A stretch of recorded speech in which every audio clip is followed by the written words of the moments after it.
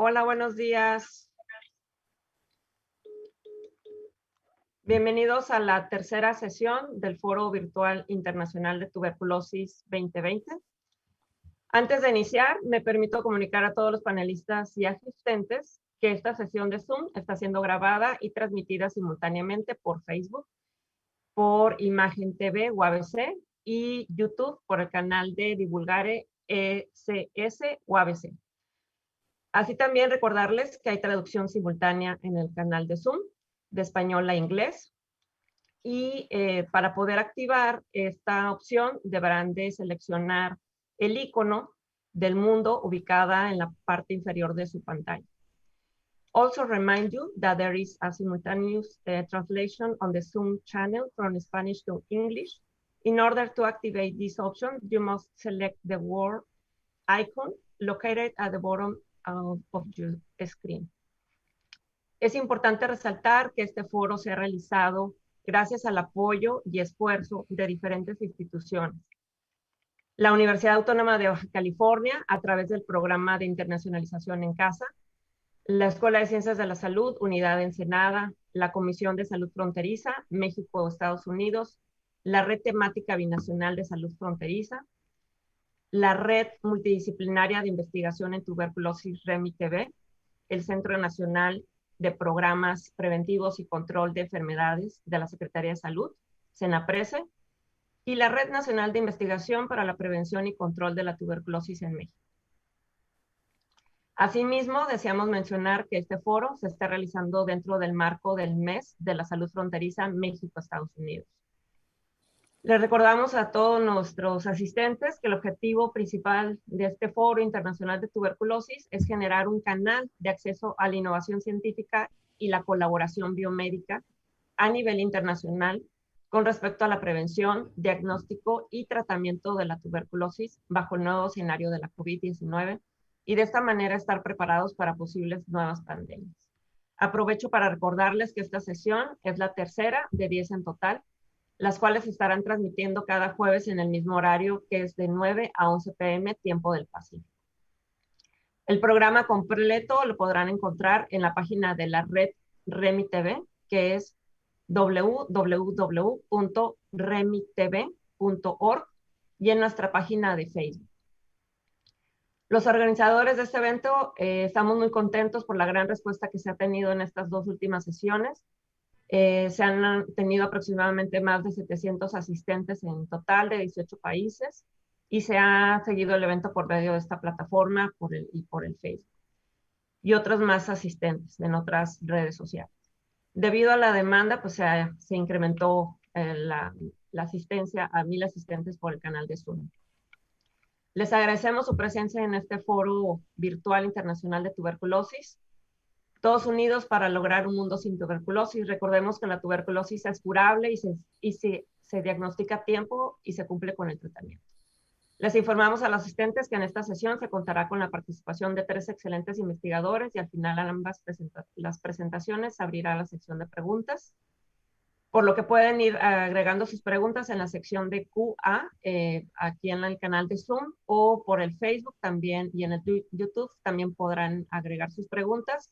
Habrá gente que nos estará apoyando para colectar las preguntas y pasárselo al final a los ponentes. Recuerden que si tienen algún problema de conexión, pueden acceder en esta plataforma de Zoom, pueden acceder por Facebook.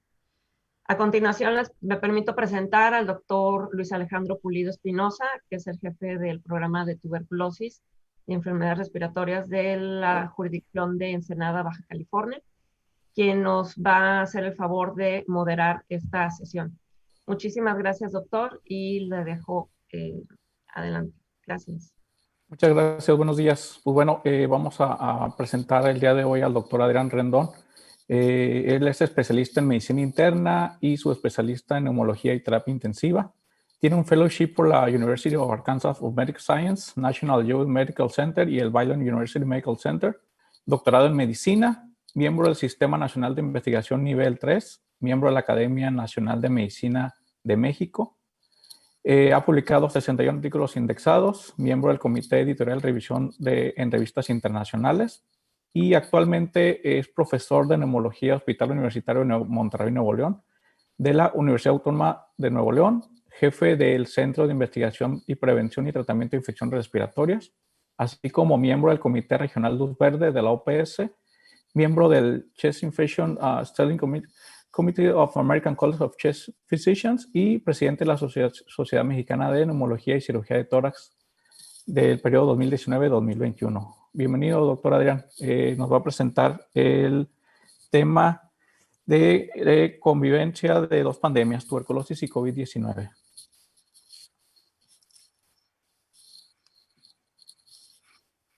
Muchas gracias, Luis. ¿Sí me están escuchando y ven mi presentación? Correcto, sí, doctor, adelante. Bueno, pues primero quisiera agradecerle a Raquel Muñiz la invitación para estar en este gran evento que tiene un gran alcance internacional y muy necesario en estos momentos. Y también felicitar a las organizaciones que se han sumado a él. Esperamos que este sea un evento que persista a través de los años. Raquel, estamos a tus órdenes para ayudarte en lo que se pueda. Me pidieron que habláramos sobre un tema que creo que en su momento fue llamativo, pero que sigue vigente y que seguramente va a ser todavía mucho más importante en los años que siguen, y digo años intencionadamente después de la pandemia, por lo que vamos a tratar de repasar durante este tema. Estas dos enfermedades, aunque aparentemente son muy independientes, pues resulta que se están juntando. Cuando nos llegó el COVID, ya teníamos una pandemia de tuberculosis.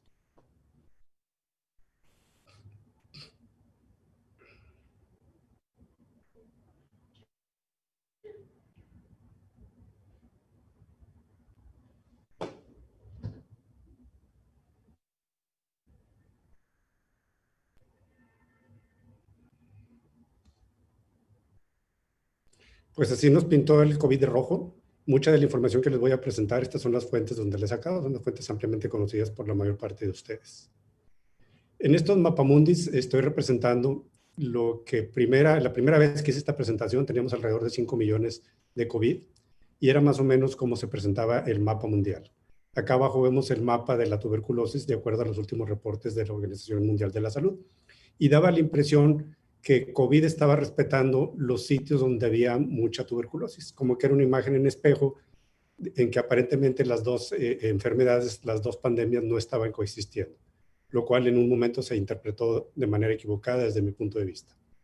Porque ahora que tenemos ya más de 40 millones, 41 acabo de ver ahorita en la mañana, pues si se fijan ya, ahora estamos teniendo los lugares más oscuros, que es donde hay más tuberculosis, también mucho COVID.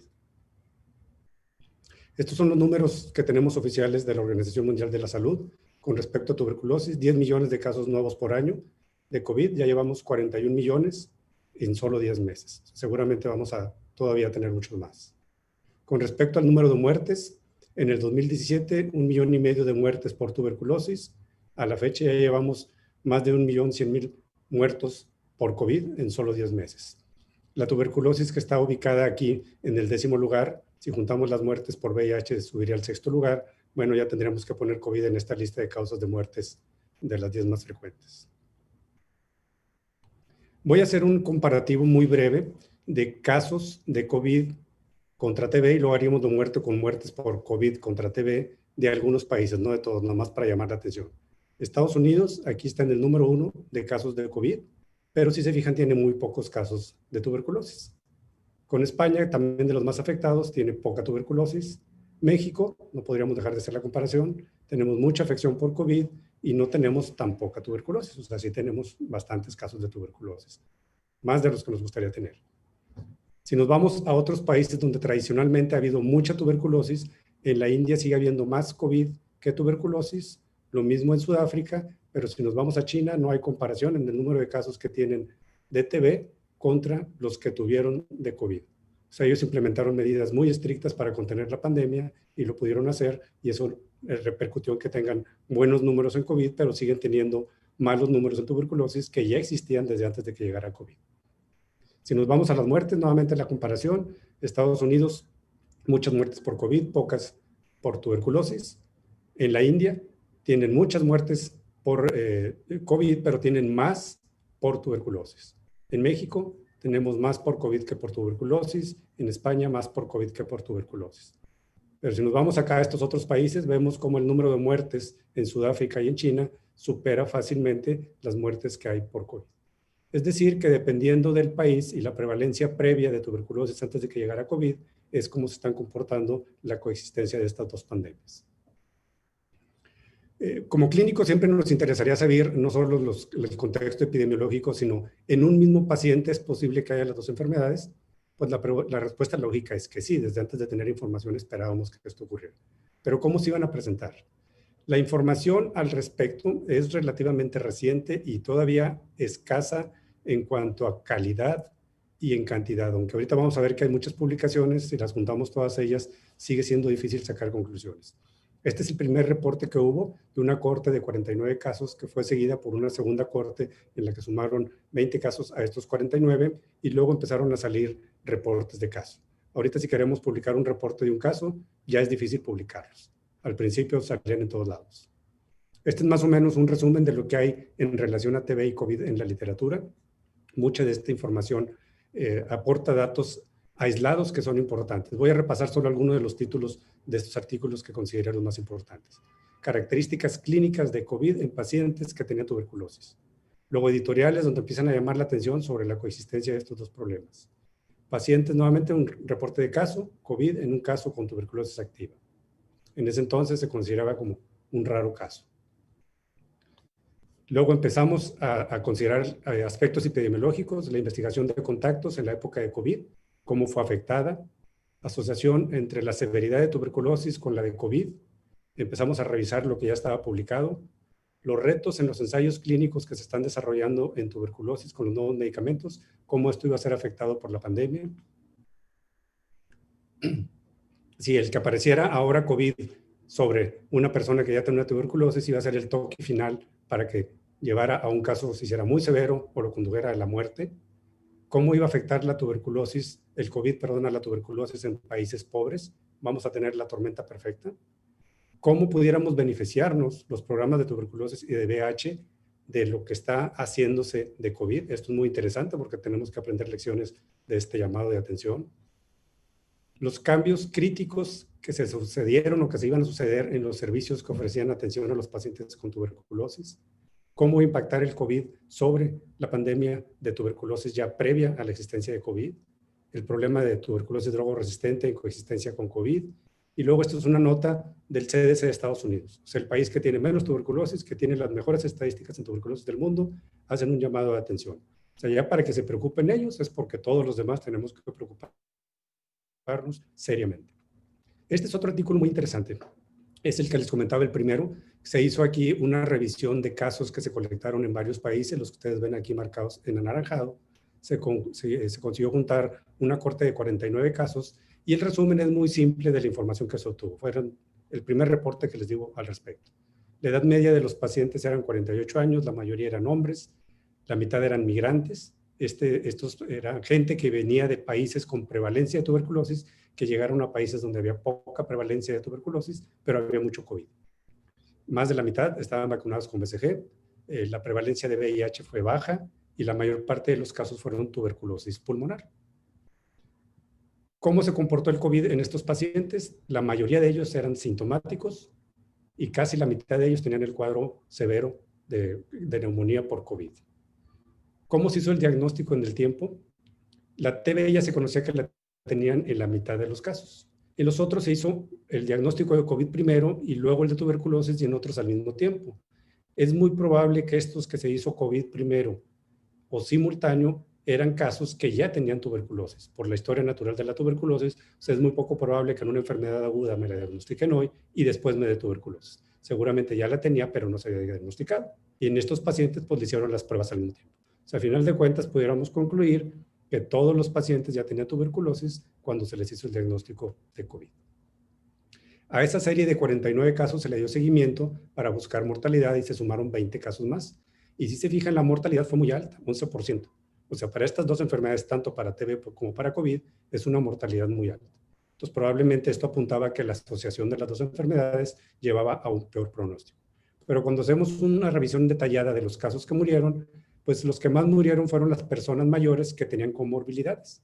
O sea, esto es lo que vemos que incrementa la mortalidad en pacientes con COVID. Entonces, probablemente ese fuera el factor. Porque en el grupo de personas jóvenes, que eran principalmente migrantes, ahí la mortalidad fue baja. Les voy a presentar el primer caso que tuvimos nosotros aquí en Monterrey, de coexistencia de tuberculosis y COVID. Fue una doctora pasante de medicina de 26 años que estaba vacunada con BCG. Ella tenía un cuadro de 1 mes de evolución con dolor pleúrico, disnea y fiebre, síntomas muy característicos de TB pleural. Se le observó un derrame en su radiografía. Esta es la radiografía de inicio. Se le hizo una toracocentesis con biopsia, obtuvimos un exudado linfocítico, se observaron granulomas en la biopsia, una ADA en un límite, en un valor que no nos podía apuntar a que esto fuera tuberculosis de manera clara, pero el cultivo tanto del líquido como de la biopsia fue positivo para Mycobacterium tuberculosis. Esta paciente inició el tratamiento convencional para tuberculosis con 4 drogas. Su evolución de la TB pleural fue satisfactoria, regresa a su trabajo. Cuando regresa al trabajo le dicen que se tiene que hacer una prueba de COVID. Le hacen la prueba de COVID y sale positiva, un hisopado nasofaríngeo. Aquí ya llevaba 6 semanas de estar en tratamiento para la TB pleural. Ella estaba sintomática del COVID y prácticamente también de la TB pleural. Se le tomó una nueva radiografía en la que vemos las secuelas de la TB pleural, pero no vemos infiltrados de neumonía. O sea, no tenía neumonía por COVID. El cultivo de la paciente para TB finalmente fue pansensible y actualmente la paciente pues prácticamente ya terminó su tratamiento y nunca desarrolló sintomatología relacionada con COVID. Pues las preguntas que se abren en un cuadro como este, leve, de COVID, es que pudieran ser, fue el cuadro leve y evolucionó satisfactoriamente porque la paciente era joven y sana, como se reporta en la mayor parte de los pacientes con COVID, o porque la tuberculosis que tuvo activó su sistema inmune y eso la protegió del COVID, o porque estaba vacunada con BCG y eso también la protegió del COVID, o todo esto fue mera coincidencia. Estas son las preguntas que tendremos que contestarnos en el futuro y algunas de ellas ya estamos teniendo alguna información. El problema de la coexistencia de estas dos enfermedades fue detectado antes de que lo tuviéramos. De hecho, antes de la fecha del Día Mundial de la Tuberculosis, la OMS y la OPS lanzaron este comunicado, anticipando lo que pudiera pasar. También se hicieron publicaciones en revistas muy prestigiadas como el Lancet, donde se preveía que estas dos enfermedades infecciosas, contagiosas fácilmente, relativamente, pudieran ser un problema al llegar a coexistir. Los síntomas de las dos enfermedades pudieran ser semejantes, eso iba a confundir a los clínicos cuando estuvieran buscando tuberculosis o COVID, o las dos al mismo tiempo. Entonces había que estar preparados.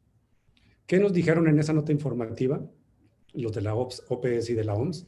Bueno, que la tuberculosis pudiera ser afectada, ya que si la epidemia de COVID con todo lo que se iba a hacer obstaculizaba el tratamiento de los pacientes, pues el pronóstico de esos pacientes iba a ser malo. La otra situación que ellos promulgaban en aquel entonces, esto es en marzo, es que deberíamos tener las pruebas para diagnosticar las dos enfermedades disponibles porque las enfermedades pudieran presentarse con síntomas respiratorios muy similares.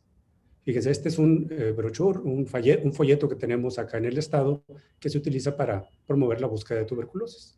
Y si vemos lo que dice, cuando debemos buscar tuberculosis, enfermedad infecciosa y contagiosa que afecta principalmente a los pulmones, aunque también puede dañar otras partes del cuerpo, pues si le cambiamos el título aquí y le ponemos COVID, queda a la perfección. Aquí sería lo mismo, un enfermo de tuberculosis, si le cambiamos y le ponemos de COVID, contagia a las personas que lo rodean, cuando tose o estornuda cerca de ellos, puede contagiar a todas las personas que conviven regularmente con él. También queda perfectamente para COVID. Y luego aquí, ¿cómo saber si tengo tuberculosis? Viene la lista de síntomas más frecuentes, pues la mayor parte de ellos también quedarían con COVID. Es decir, que esta recomendación que hacemos para tuberculosis, pues aplicaba prácticamente a la medida para COVID. En el segundo apartado de esta nota informativa se nos mencionaba esto de manera muy importante, que habría que mantener el apoyo a los servicios esenciales de TB aún durante la pandemia del COVID. En ese momento no era pandemia, le llamaban emergencia sanitaria. Debería garantizarse la prevención, el diagnóstico, tratamiento y atención de los pacientes, manteniendo la estrategia nueva de atención centrada en el enfermo. En cuanto a prevención, medidas para limitar la transmisión tanto de tuberculosis como de COVID en los sitios donde iban a acudir los pacientes, principalmente.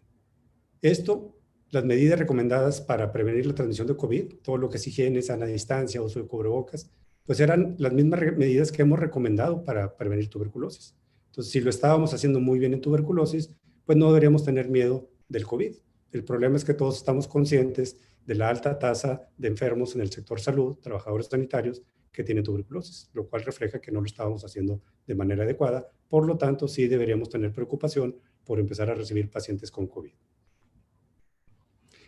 En cuanto al diagnóstico, se nos dijo que las pruebas para las dos condiciones deberían estar disponibles para el paciente con síntomas respiratorios.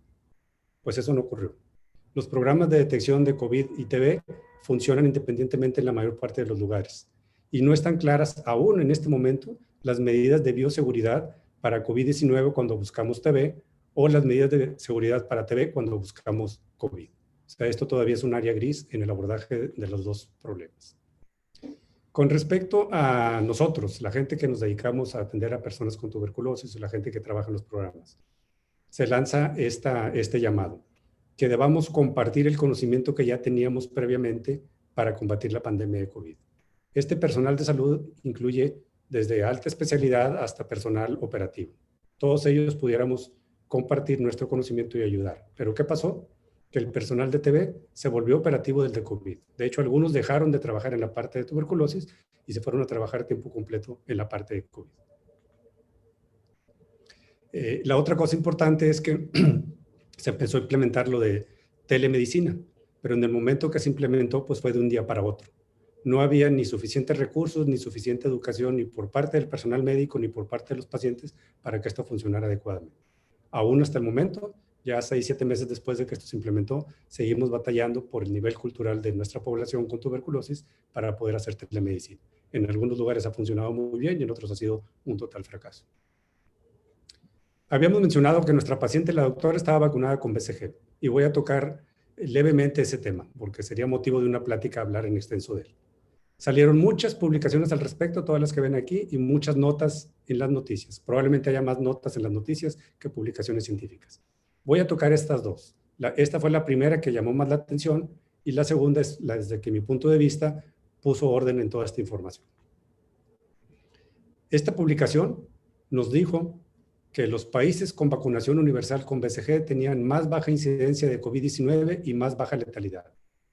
Y la conclusión de los autores es que la BCG era una herramienta potencial para combatir al COVID-19. Cuando yo leí ese artículo, pues lo primero que dije, a ver, vamos a ver, ¿dónde empezó esto? Pues empezó en China. Y resulta que en China se vacunan con BCG. Entonces, si hubieran tenido protección, pues yo no hubiera esperado que pasó lo que pasó. Luego vamos a detallar más de dónde salió este artículo. Este es el título del artículo. Pues sí, está muy claro lo que dice, pero a ver dónde se publicó, en qué fecha se publicó. Aquí está. Esto estuvo en internet a finales de marzo. Para esas fechas, en México, tuvimos el primer caso el 28 de febrero. Para el 26 de marzo llevamos 585 casos y 8 muertes. O sea que esta información seguramente si estaba aquí disponible a finales de marzo, la debieron haber recopilado cuando muy pronto en febrero. ¿Cómo estábamos en el mundo en febrero en COVID? Pues si se fijan, había muy poquitos casos para ese entonces. Luego, ¿dónde fue publicada esta revista? Esta es la referencia. MedRx4 es un repositorio digital. Si ustedes hacen un resumen de esta plática que les estoy dando ahorita, la ordenan, le ponen introducción, métodos, conclusiones, todo lo demás y referencias, la pueden mandar aquí y se las van a recibir y se las van a publicar. Oye, pero esto, fíjate quiénes son, el British Medical Journal, Yale, instituciones muy prestigiadas. Sí, pero este es un reservorio. Y si se fijan en este reservorio que fue posteado en estas fechas, aquí nos dice claramente que este artículo nadie lo ha revisado, o sea, no ha habido autoridades que digan que es válido lo que están poniendo y que por lo tanto lo que ahí dice no se recomienda que sea usado para la práctica clínica. Nadie leyó esto, todo el mundo se fue con el encabezado y con las conclusiones y empezó el boom de BCG para COVID. Entonces, a raíz de esto, pues podemos decir que esto no es válido desde el punto de vista científico, aún en este momento. Luego salió este artículo que es muy interesante porque fue hecho en Israel y aquí compararon un grupo de personas que estaban vacunadas con BCG contra otros que no estaban vacunados, más de 300,000 en cada grupo. Encontraron 300 aproximadamente casos en el grupo de los vacunados y 300 en el de los no vacunados sin diferencia estadística significativa. Por lo tanto, la conclusión es que no había diferencia entre el grupo vacunado y el no vacunado. Entonces, este es un ensayo relativamente simple de hacer. Tiene el inconveniente que es retrospectivo, pero nos dan información ya comparando, ahora sí, personas, porque el otro estudio comparaba países. de un país a otro, no comparaba personas. Aquí ya son grupos de personas, pues lo que estamos viendo es que no había evidencia que dijera que la BCG protegía de COVID. Si ese ensayo se hizo con estos números, ¿qué pasaría si lo hiciéramos ahorita, donde los países donde hay alta prevalencia de tuberculosis, tenemos 41 millones de casos, seguramente los resultados serían muy diferentes? Y es por eso que también se empezó a poner orden en que necesitamos hacer investigación clínica adecuada para poder decir si la BCG servía o no para prevenir COVID. Ojalá y sirviera, tendríamos una gran herramienta. Pero lo que estamos viendo ahorita es que la mayor parte de los países donde se pone la BCG, tenemos mucho COVID y muchas muertes por COVID. Entonces, por pura observación, da la impresión de que no funciona. Pero se están corriendo ensayos clínicos que seguramente nos van a dar una respuesta más científica al respecto. En las siguientes diapositivas les voy a poner una lista de lo que yo pensé que pudiera ocurrir y que afectara a la tuberculosis cuando tuviéramos el COVID encima. Esto fue un poquito antes de que empezáramos a tener lo que tenemos ahorita. Primero ya sabíamos lo de la movilización limitada, el confinamiento. Pues eso iba a hacer que los pacientes no fueran supervisados, que no se estuvieran haciendo las vaciloscopías de control o las de diagnóstico y que empezáramos a tener problemas de suministro de reactivos y medicamentos. Ya teníamos encima el temor en el personal y en los pacientes. El personal no quería recibir a pacientes con COVID o a ningún tipo de pacientes por el riesgo de contagiarse. Los pacientes no querían asistir a las consultas por el riesgo de exponerse a pacientes con COVID. Entonces era bidireccional el temor que había entre el personal de la salud y entre los pacientes. Y todo eso pues llevaba a lo mismo que ya habíamos mencionado previamente. Luego teníamos la duda si los pacientes con COVID se iban a ser más severos en virtud de que los pacientes que habían tenido tuberculosis, se habían curado y tenían secuelas o tenían TB activa con mucha destrucción pulmonar, pues era esperado que el cuadro clínico fuera mucho más severo si les daba una neumonía. Más comorbilidades en los pacientes con TB, las comorbilidades que predisponen a TB, como la diabetes, por ejemplo, también predisponen a cuadros más severos de COVID. Entonces iba a haber interacción por ese lado. Cierre de clínicas ambulatorias para tuberculosis, porque iban a migrar a ser centros de atención para COVID, pues nos iba a dar los mismos problemas que ya habíamos mencionado acá arriba. Transformación de servicios de tuberculosis a COVID, sabíamos que eso iba a pasar. Donde más sucedió al principio fue en los hospitales, pero también en clínicas ambulatorias. Cierre y disfunción de los laboratorios de tuberculosis, por todo lo que hemos mencionado, confinamiento, falta de materiales, falta de recursos, falta de personal, pues iba a llevar a menos diagnóstico, retraso en el diagnóstico y mal monitoreo de los pacientes. La búsqueda de contactos de los pacientes con TB, esperábamos que se cancelara, así sucedió, ahorita lo vamos a ver, eso iba a llevar pues a menos diagnósticos. Colapso de hospitales, aunque los números oficiales nos dicen que no, pues en la práctica, en la vida real, vimos que muchos de los hospitales fueron insuficientes para atender a los pacientes con COVID y eso repercutió en la atención de los pacientes con tuberculosis. Desviación del personal de los programas de tuberculosis a programas de COVID, pues no en todos lados ocurrió, pero sí en muchos sitios el personal de tuberculosis no solo no sirvió para apoyar, sino fue parte del programa de COVID. Los expertos de tuberculosis en algunos lugares se transformaron en clínicos que tuvieron que atender salas de atención de pacientes con COVID. Y el personal de enfermería, pues obviamente fue priorizado a atender a pacientes con COVID. El otro problema, ya teníamos pocos recursos para tuberculosis y lo que podía estar por ahí guardado o que no se había gastado en tuberculosis se iba a desviar hacia COVID. Eso iba a hacer que los programas tuvieran más carencias. Suspensión de actividades de capacitación en TB, pues sí ocurrieron por muchos meses. El día de hoy estamos retomando algunas de esas actividades, pero por lo pronto todo lo que se iba a hacer en el Día Mundial de la Tuberculosis, la capacitación que hace la OPS y la OMS en las regiones que ellos supervisan, pues dejó de hacerse de manera presencial y solo hasta recientemente se está retomando.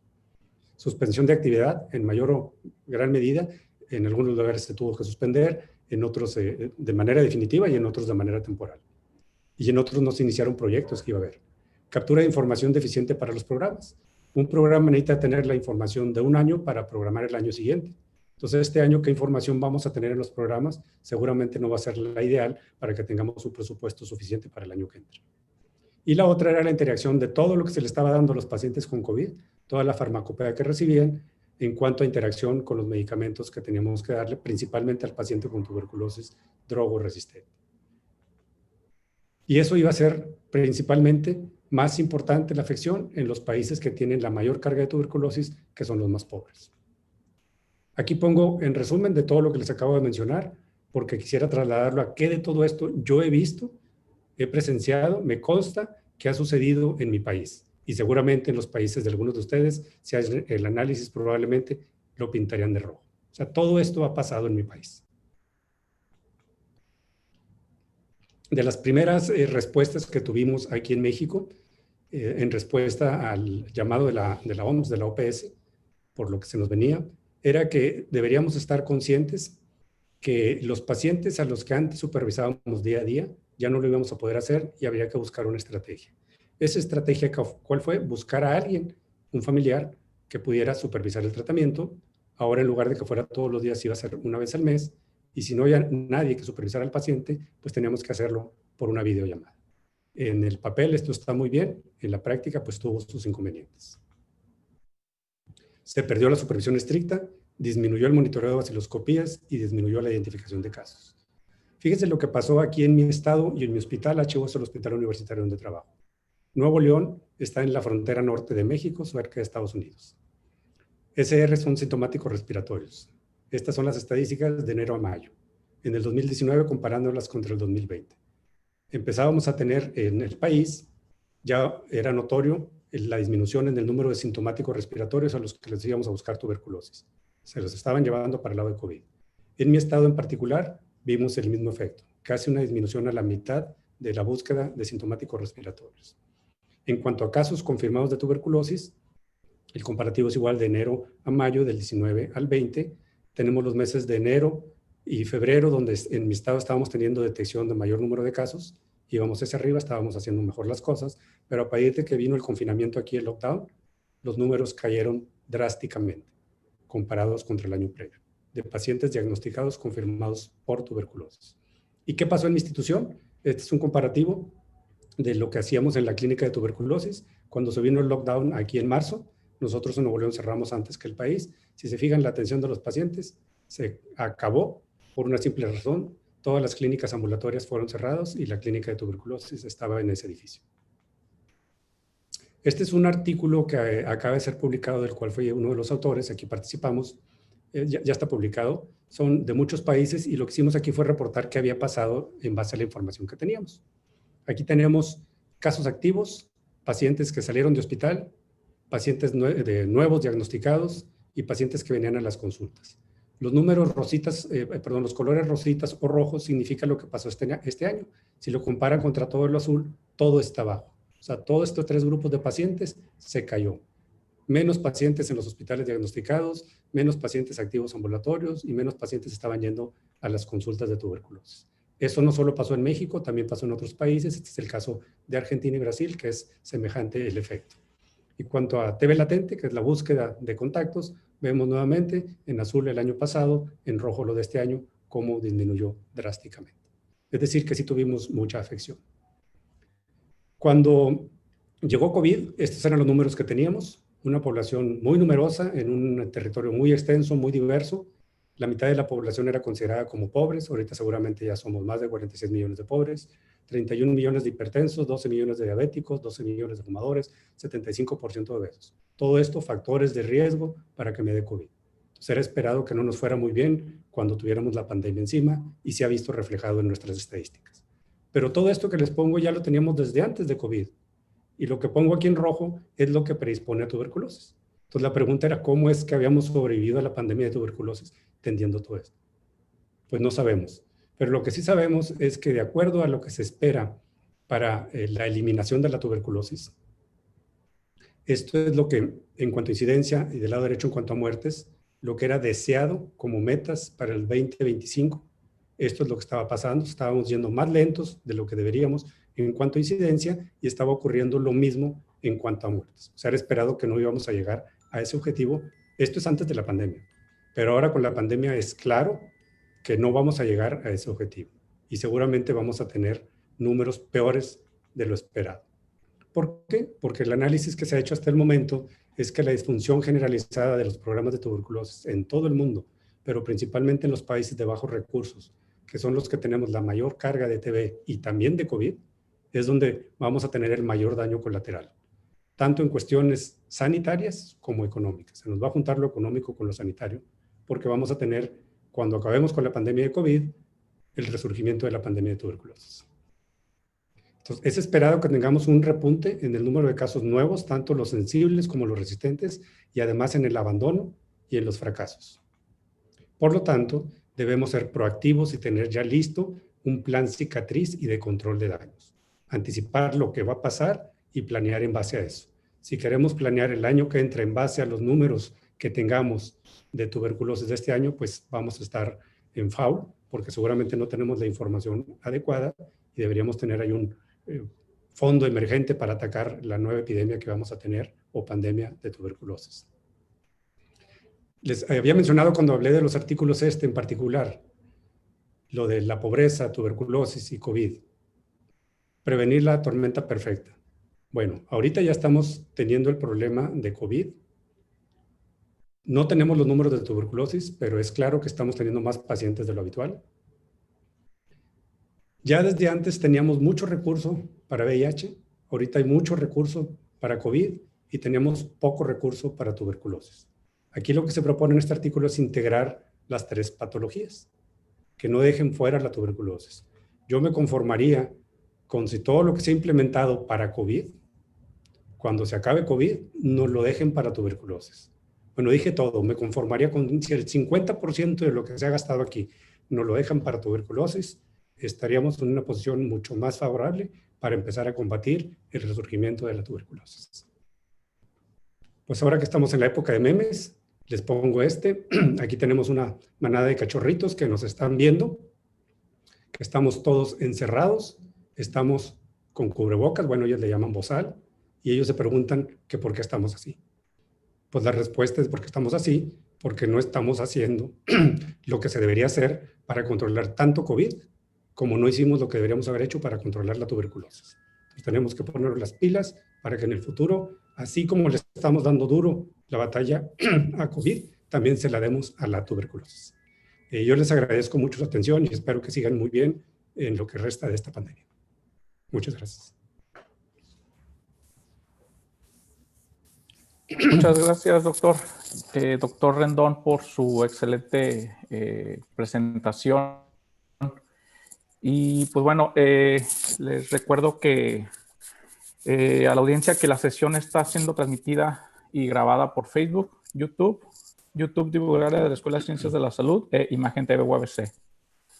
También comentarles que al final de la tercera presentación se abrirá la sección de preguntas y respuestas, por lo que se les pide a la audiencia que por favor vayan elaborando sus preguntas en el canal de Zoom, Facebook o también en YouTube. Muchas gracias, doctor. Gracias a ustedes.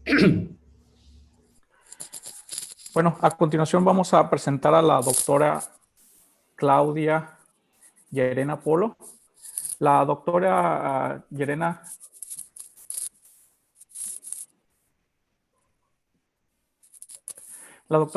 es bacterióloga, máster en ciencias biológicas con más de 20 años de experiencia en el laboratorio de micobacterias. Durante esta trayectoria ha realizado las actividades técnicas y administrativas de un laboratorio de referencia nacional relacionadas con la ejecución de ensayos, programas para la garantía de la calidad, análisis de información para elaboración de informes técnicos, documentos científicos, planteamiento y ejecución de propuestas de investigación básica, así como experiencia en labores de asistencia técnica, asesoría directa y capacitación a personal de salud.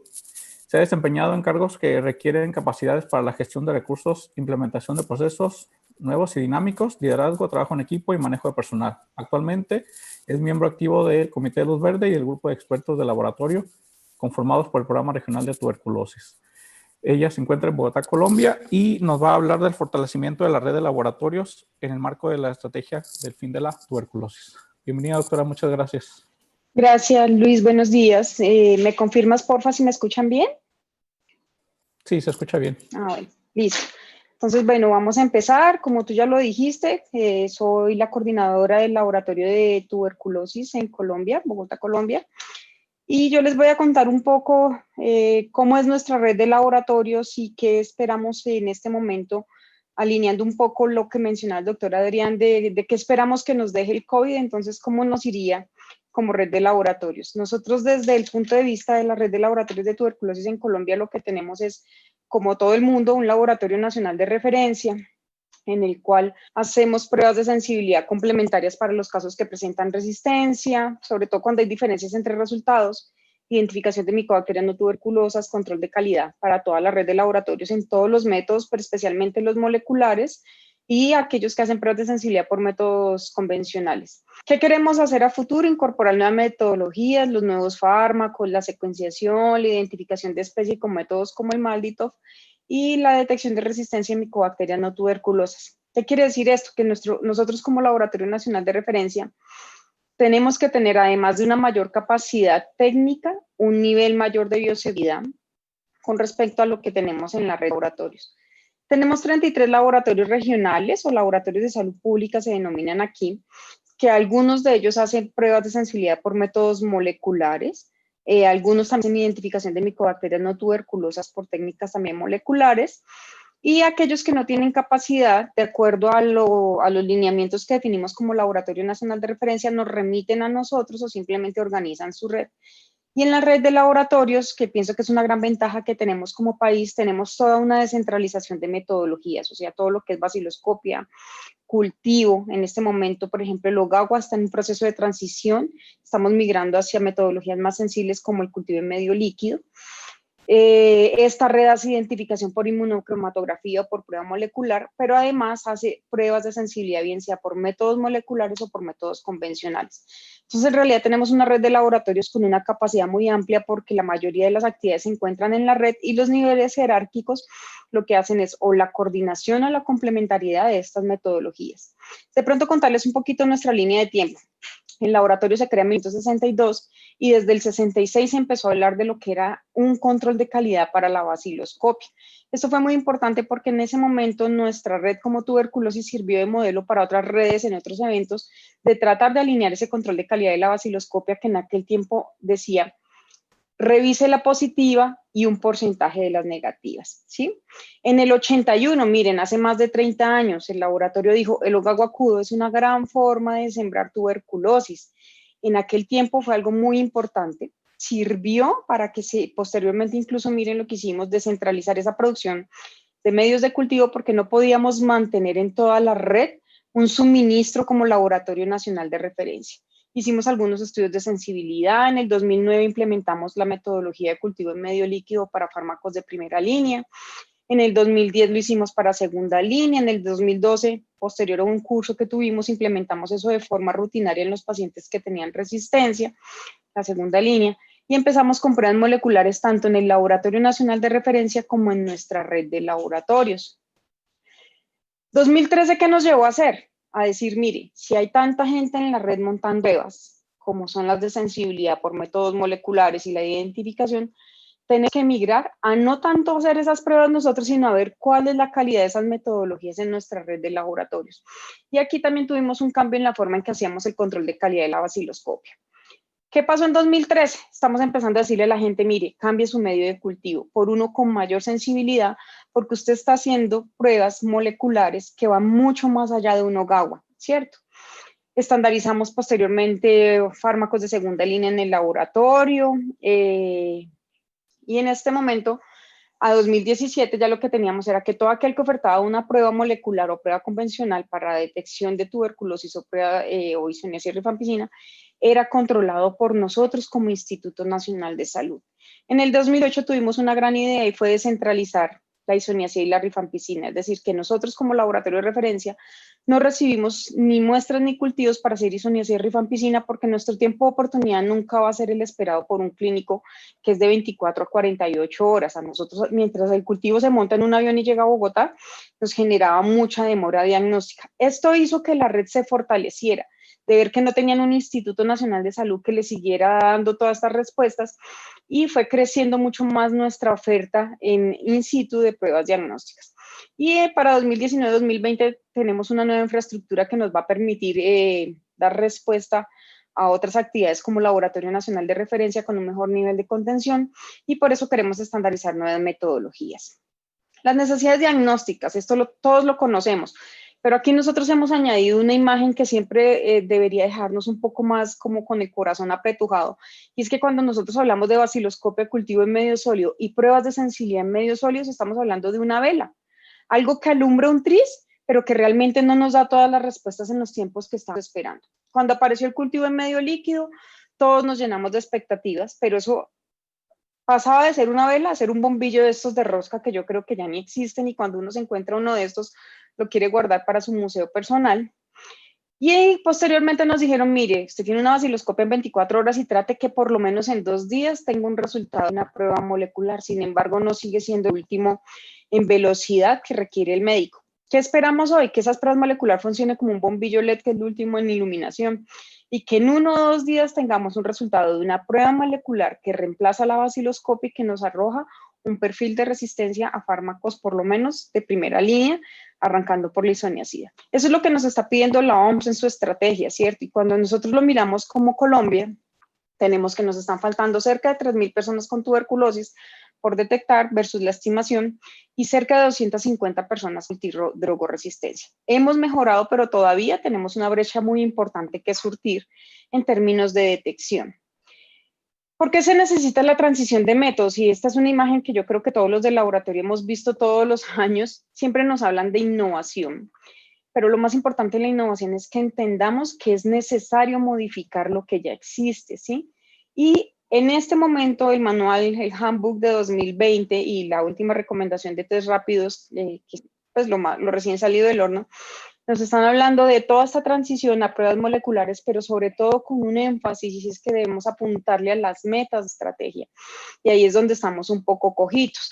Hace unas semanas hacíamos la socialización de este handbook y creo que lo más relevante cuando nos habla de métodos convencionales es que nos pone una palabra en la vaciloscopia que habla de insensible.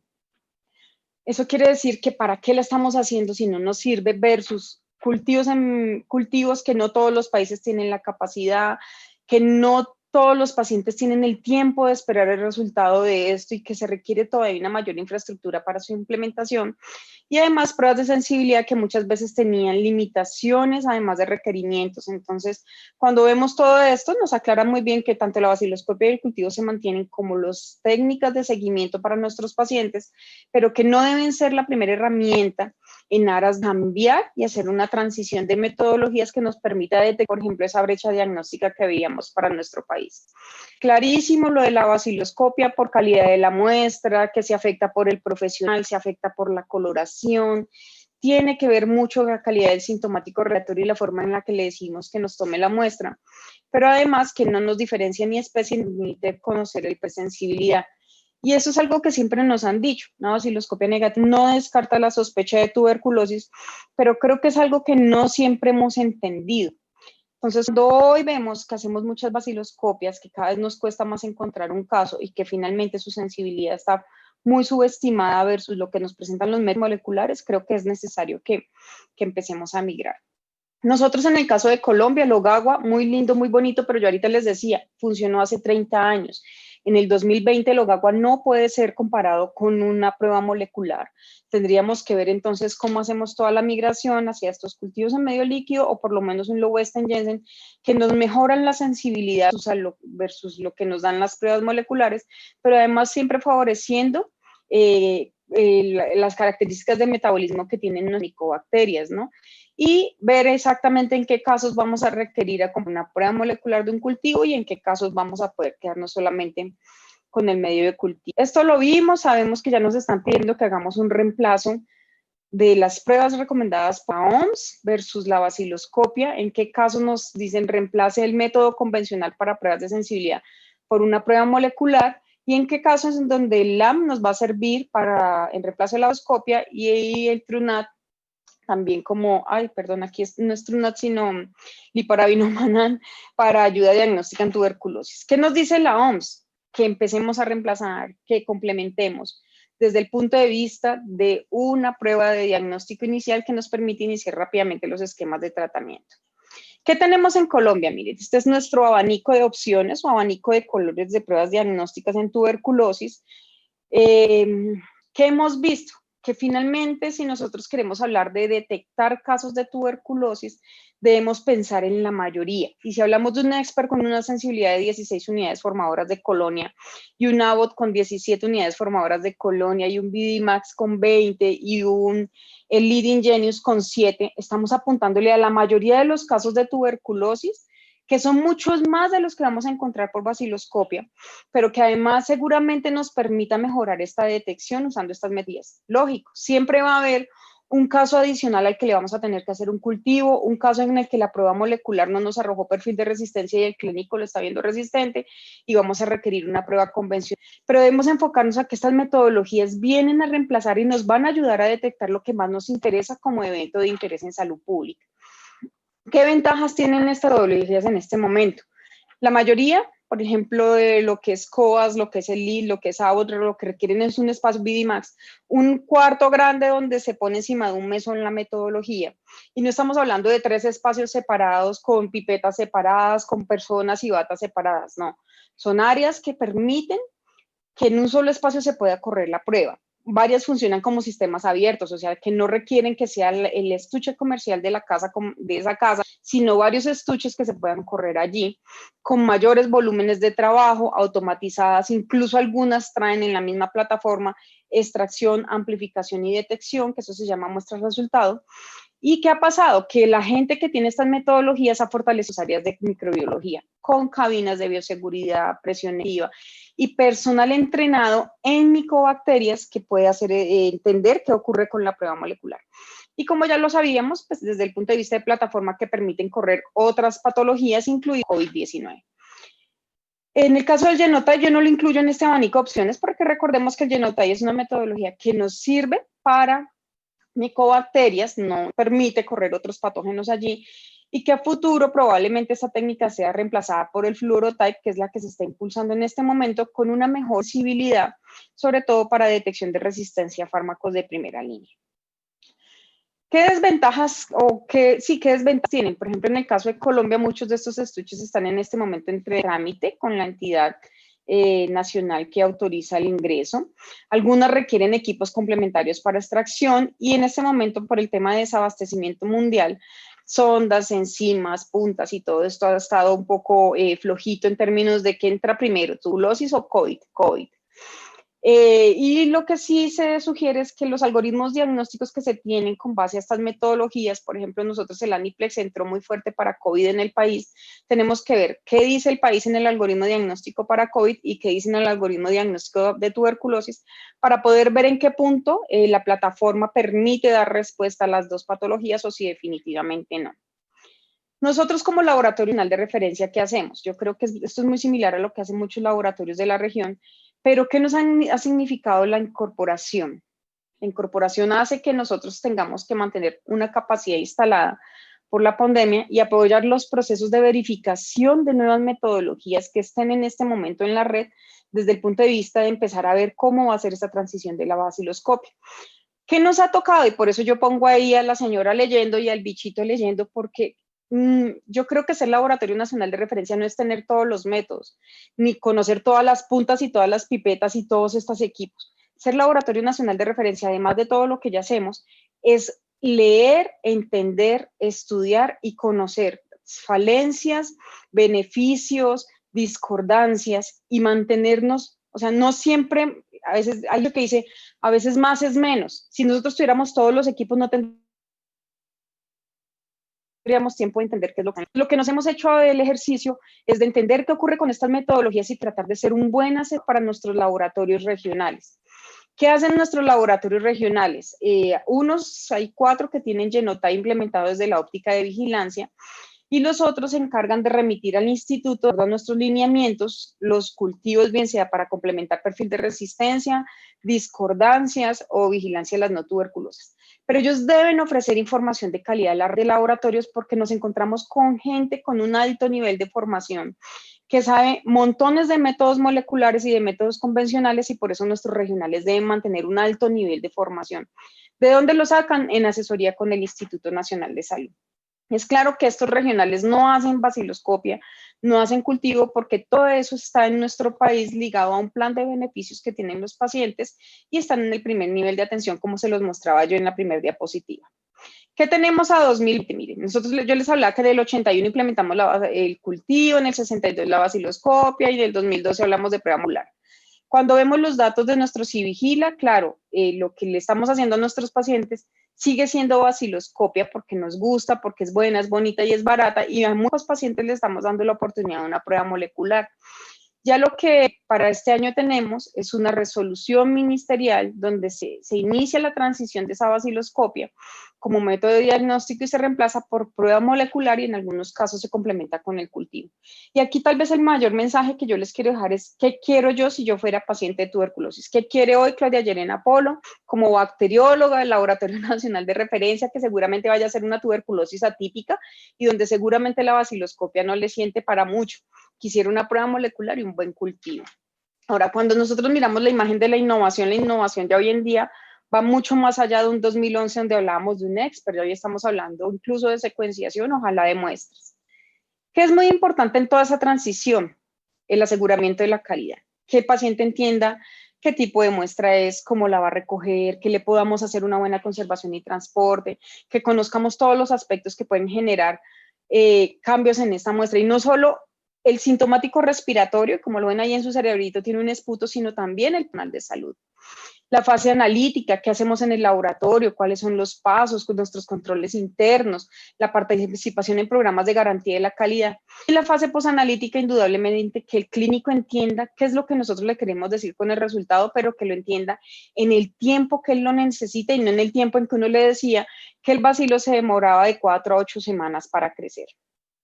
¿Por qué es importante el proceso de descentralización? Cuando tenemos un único laboratorio central haciendo pruebas, realmente las ventajas es que hay un buen entrenamiento y la gestión de calidad es simple, pero hay una sobrecarga de trabajo y por eso nunca les damos el tiempo de respuesta que esperan.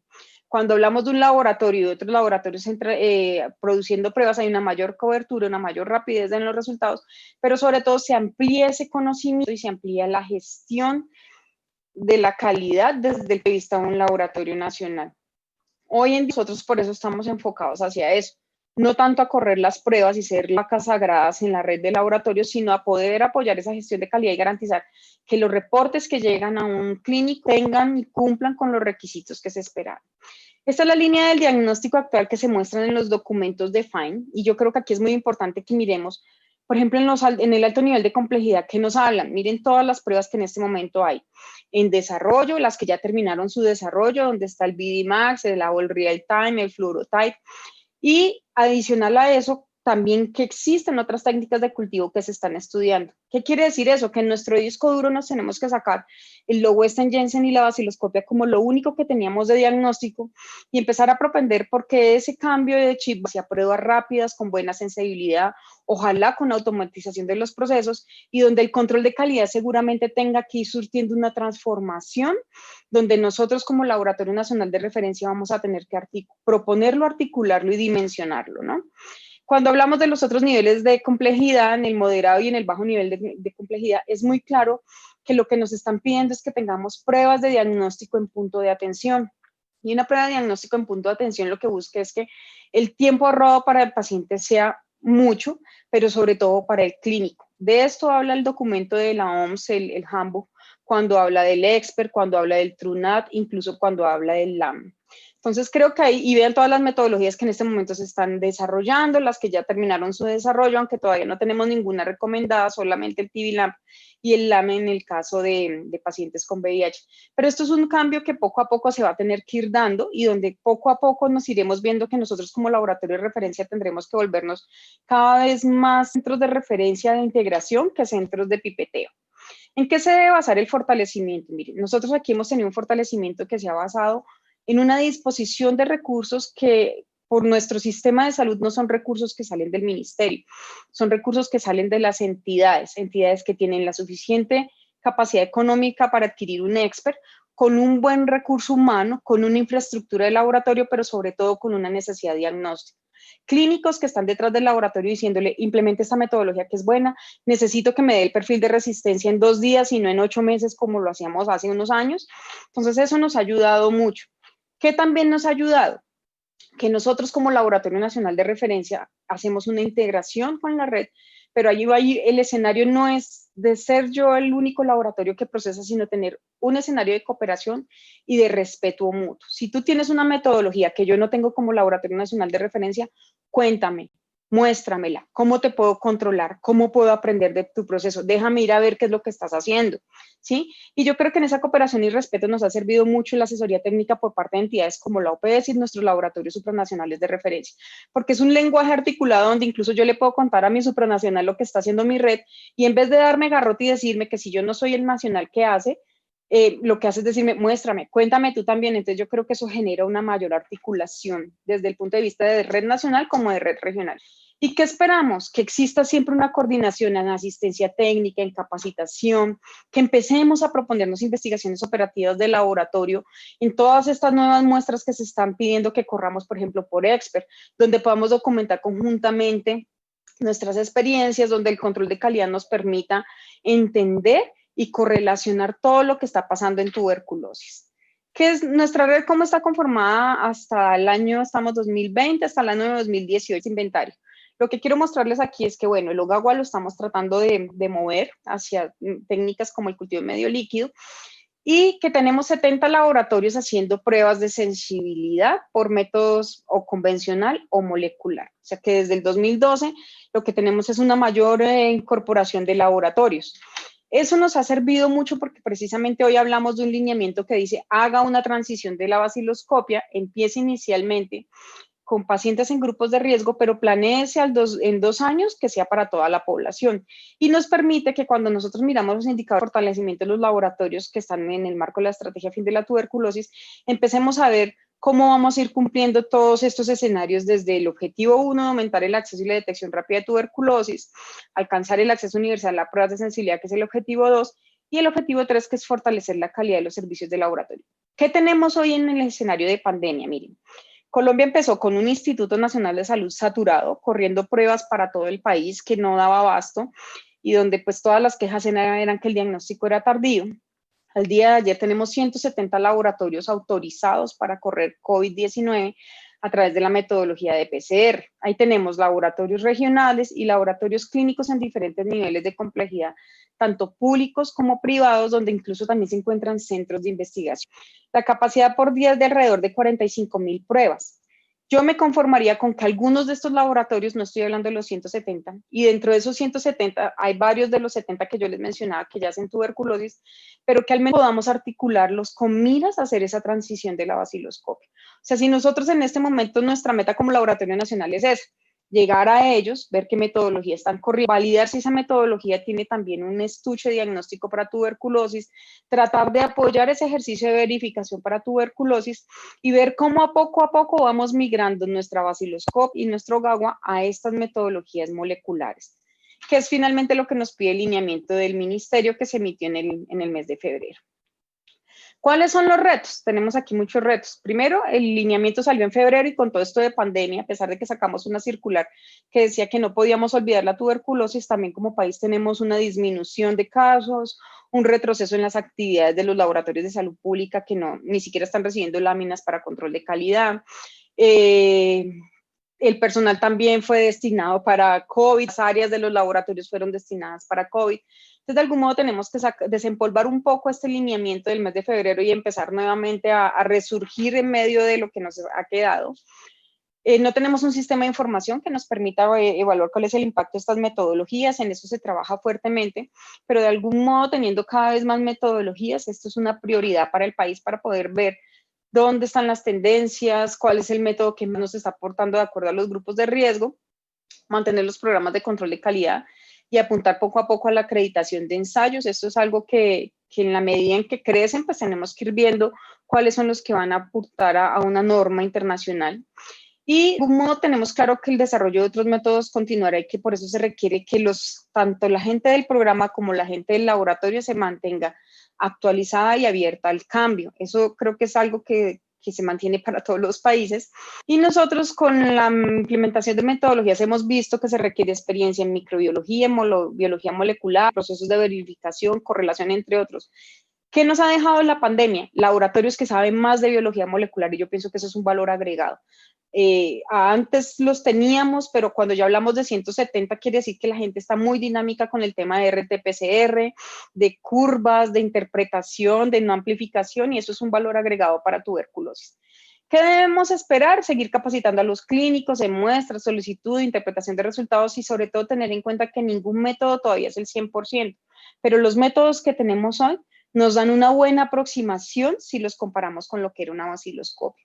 Entonces, digamos que nosotros en el fortalecimiento de la red lo que estamos haciendo es conquistar a nuestra red de laboratorios, invitándolos como Laboratorio Nacional de Referencia, no a decirles que somos las vacas, sino a decirles que lo que ellos tienen nos ayuda como Laboratorio Nacional, nos ayuda como programa y buscando esa cercanía que debemos tener desde el punto de vista de un colegaje como profesionales y como red de laboratorios. Y eso era todo lo que yo les iba a contar, entonces quedamos pendientes. Voy a dejar de compartir.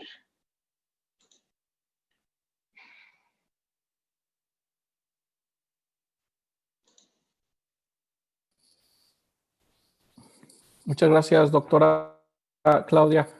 Excelente su presentación. Pues para recordarles a todos los asistentes al foro que esta sesión se está transmitiendo y grabando por Facebook, YouTube, Divulgare y Imagen TV UABC. A continuación vamos a presentar a la doctora Fabiola Eloísa Arias Muñoz de Santiago de Chile. Ella es tecnólogo médico, tiene mención en laboratorio clínico, banco de sangre y hematología por la Escuela de Tecnología Médica de la Facultad de Ciencias de Salud de la Universidad de Talca. Ella es integrante del Comité Técnico Asesor de Tuberculosis de la OPS, integrante del Comité de Luz Verde Regional de las Américas, miembro del Comité de Terapéutica del Programa de Control y Eliminación de Tuberculosis de Chile, y está designada como jefe titular de la sección de micobacterias del Instituto de Salud Pública de Chile, encargada de la Red Nacional de Laboratorios de Tuberculosis, Laboratorio Supranacional y miembro de nivel central del PROTEC.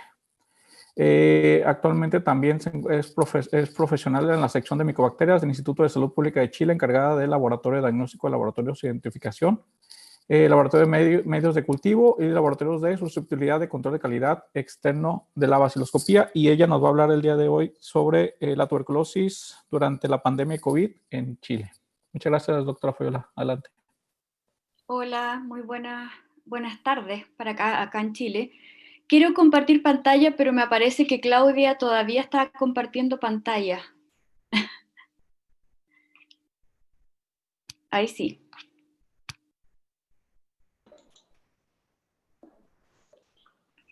Es que creo que las enlaces. Dale. La velocidad. Es que eso no son las gigales, es lo que te van. ¿5? Sí.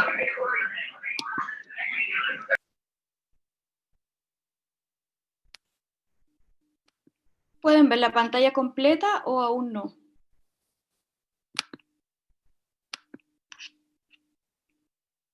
No, todavía no se ve la pantalla completa, doctora. Sí, no sé qué pasa acá que no la puedo compartir.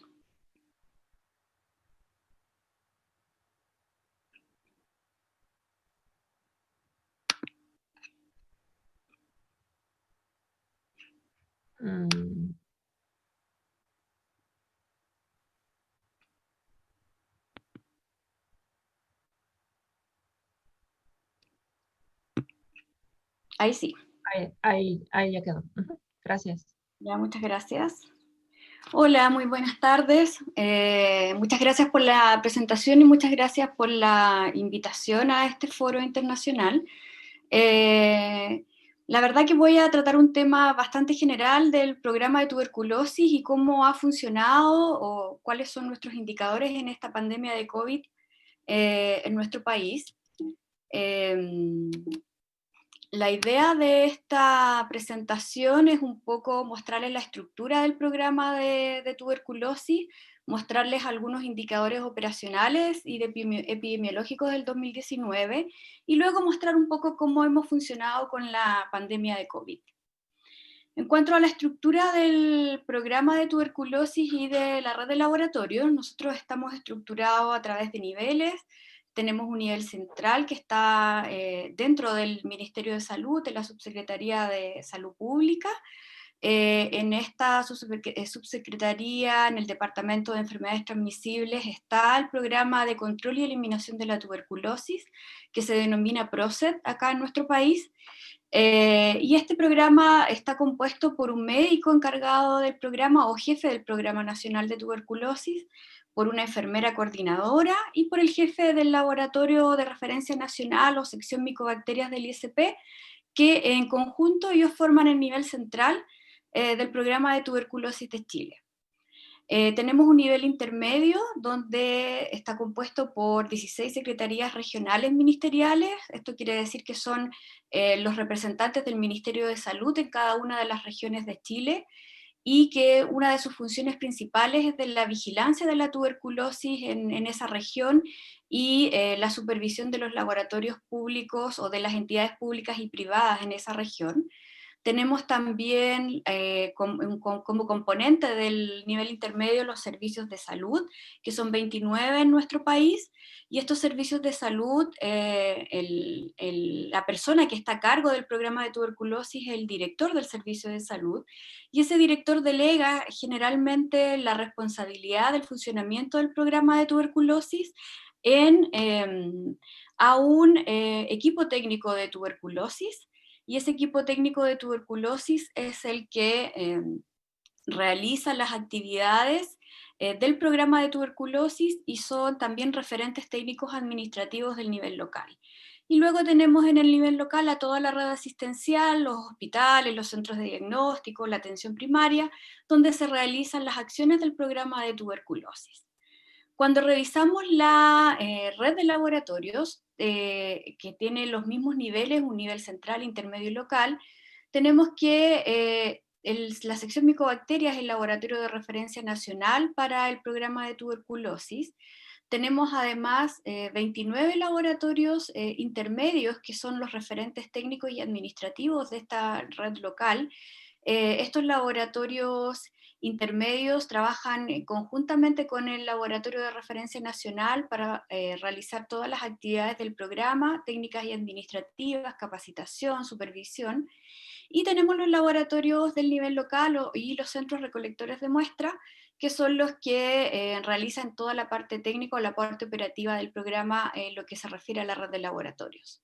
También esta red está clasificada por su nivel de complejidad. Tenemos el nivel de complejidad o laboratorio tipo 1, que sería la sección Micobacterias, que realiza todas las actividades de referencia y vigilancia, supervisión, controles de calidad externos, capacitaciones, etc. Luego tenemos estos laboratorios tipo 2, que son todos los laboratorios que realizan baciloscopía, cultivo y en este momento técnicas moleculares. Y los laboratorios locales, que son laboratorios que realizan o baciloscopía o técnicas moleculares en nuestra red. El programa de tuberculosis, la verdad que tiene bastante tiempo y se formó alrededor de los años 60 en nuestro país, y siempre ha estado ha estado bajo el paraguas o bajo el dominio de normas técnicas que permiten estandarizar todas las actividades que realizamos en el programa. Esta normativa tiene además la información tanto de la red de laboratorios como del programa de tuberculosis.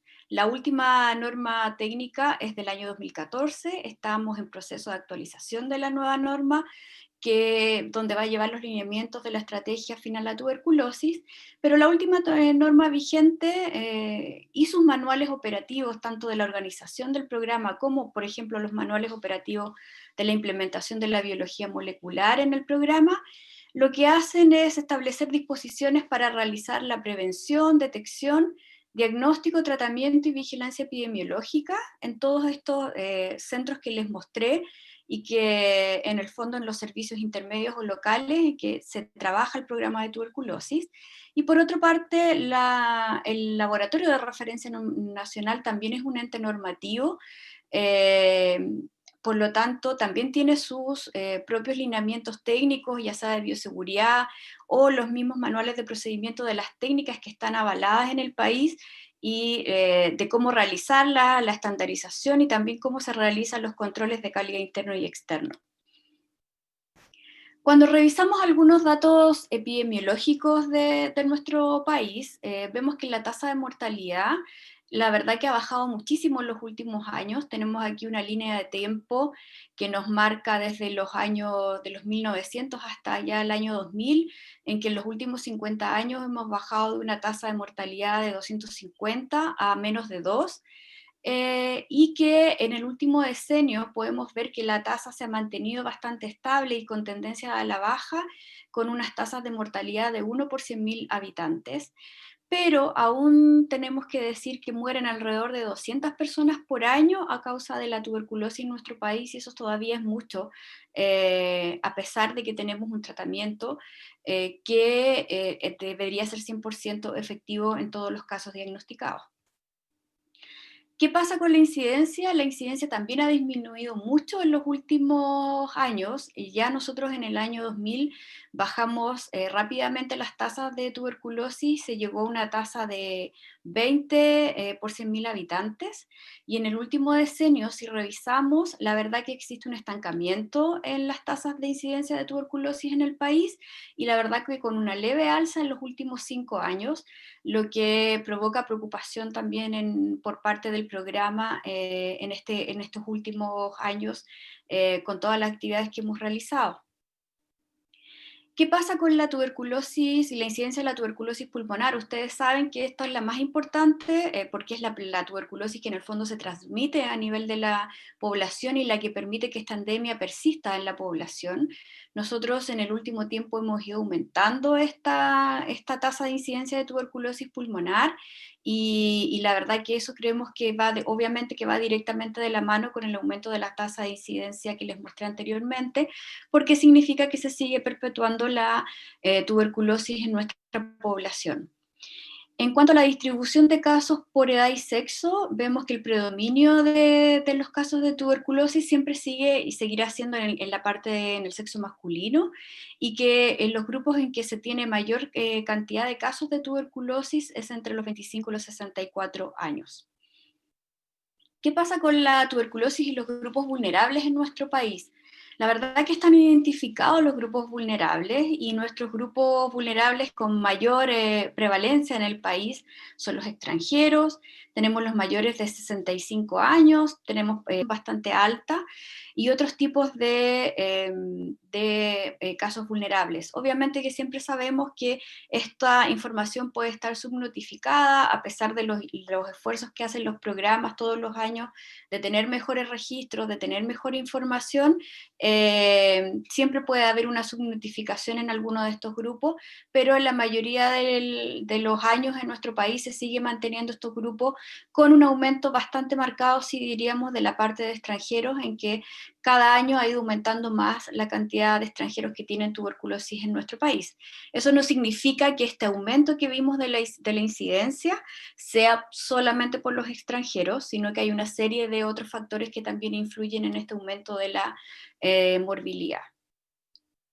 ¿Qué pasa con la tuberculosis resistente a fármacos en Chile? La verdad que en el último tiempo, si revisamos la información, hemos ido aumentando, y sobre todo un aumento en los casos diagnosticados con resistencia a rifampicina. Esta resistencia a rifampicina puede ser una monoresistencia o una multidrogoresistencia, y ha ido aumentando en los últimos años, y la verdad que una de las explicaciones es la instalación de la vigilancia de resistencia universal que se hace en nuestro país a través de técnicas moleculares, en los cuales desde el año 2014 empezamos a la implementación de las técnicas del LPA, en los cuales fuimos aumentando cada año la cantidad de casos resistentes a rifampicina, llegando en el año 2019 a 65 casos en nuestro país. Estos casos de resistencia a rifampicina son bastante particulares en nuestro país. Alrededor de 35 son solo monorresistentes a rifampicina y 30 son con multidrogoresistencia. La mayoría de estos casos son en pacientes masculinos, alrededor de promedio de edad de 37 años, son todos mayores de 15 años, son todos adultos, la mayoría son nuevos, y también podemos decir que Dentro de estos casos de rifampicina resistente, alrededor de 30 son pacientes que son extranjeros con distintas nacionalidades, que son los que aportan a esta corte de casos resistentes. Cuando hacemos la evaluación operacional y vemos la localización de casos de la tuberculosis en nuestro país, y revisamos estos últimos años, vemos que en nuestro país aproximadamente se hacen alrededor de 359.000 baciloscopías, que hacemos alrededor de 250.000 cultivos todos los años. Estos son sólidos y líquidos, porque también existe una transición desde el cultivo sólido al cultivo líquido en nuestro país, y que la implementación de la biología molecular la empezamos a notar ya en el año 2019, en donde logramos ya realizar unos 20.000 pruebas de biología molecular para hacer la localización de casos. Esto quiere decir en la búsqueda o como un diagnóstico de inicio de una prueba molecular para el diagnóstico de casos de tuberculosis pulmonar. Cuando revisamos un poco cuál es el aporte de las técnicas bacteriológicas que utilizamos en la localización de casos, nosotros en nuestro país tenemos muchos años de uso del cultivo, y este cultivo siempre ha estado dentro del 20-30% del aporte de casos que realizamos todos los años. Pero ya cuando empezamos a analizar el aporte de la biología molecular en el diagnóstico de casos, en el año 2019 logramos un aporte de un 24%, que es mucho más grande del que habíamos logrado en el año 2018, que creo que es alrededor de un 10%. Y esto indica que obviamente la biología molecular lo que viene a hacer es a disminuir el diagnóstico de los casos por baciloscopía y aumentarnos este aporte por biología molecular. Y como bien Claudia les decía, esta biología molecular nos da, aparte de oportunidad, nos da información de la resistencia, del fármaco más importante en el tratamiento de la tuberculosis, que es de la rifampicina, y obviamente que eso es una ganancia para el programa de tuberculosis, de que la mayoría de nuestros pacientes pueda tener esta información en el momento del diagnóstico. ¿Qué pasa con la evaluación del tratamiento en el país? Nuestras cortes la verdad que no son muy buenas. Cuando revisamos tenemos un 76% de altas de la corte de los casos nuevos. Castiga mucho la corte en nuestro país la letalidad con un 11% y la pérdida de seguimiento con un 8% en los casos nuevos, lo cual obviamente ahí también nos visualiza que en esta alta letalidad lo importante que es tener un diagnóstico molecular de inicio o un diagnóstico más oportuno que nos permita ir cambiando esta letalidad para tener y hacer un tratamiento en el tiempo adecuado para que así los pacientes no fallezcan de tuberculosis en nuestro país.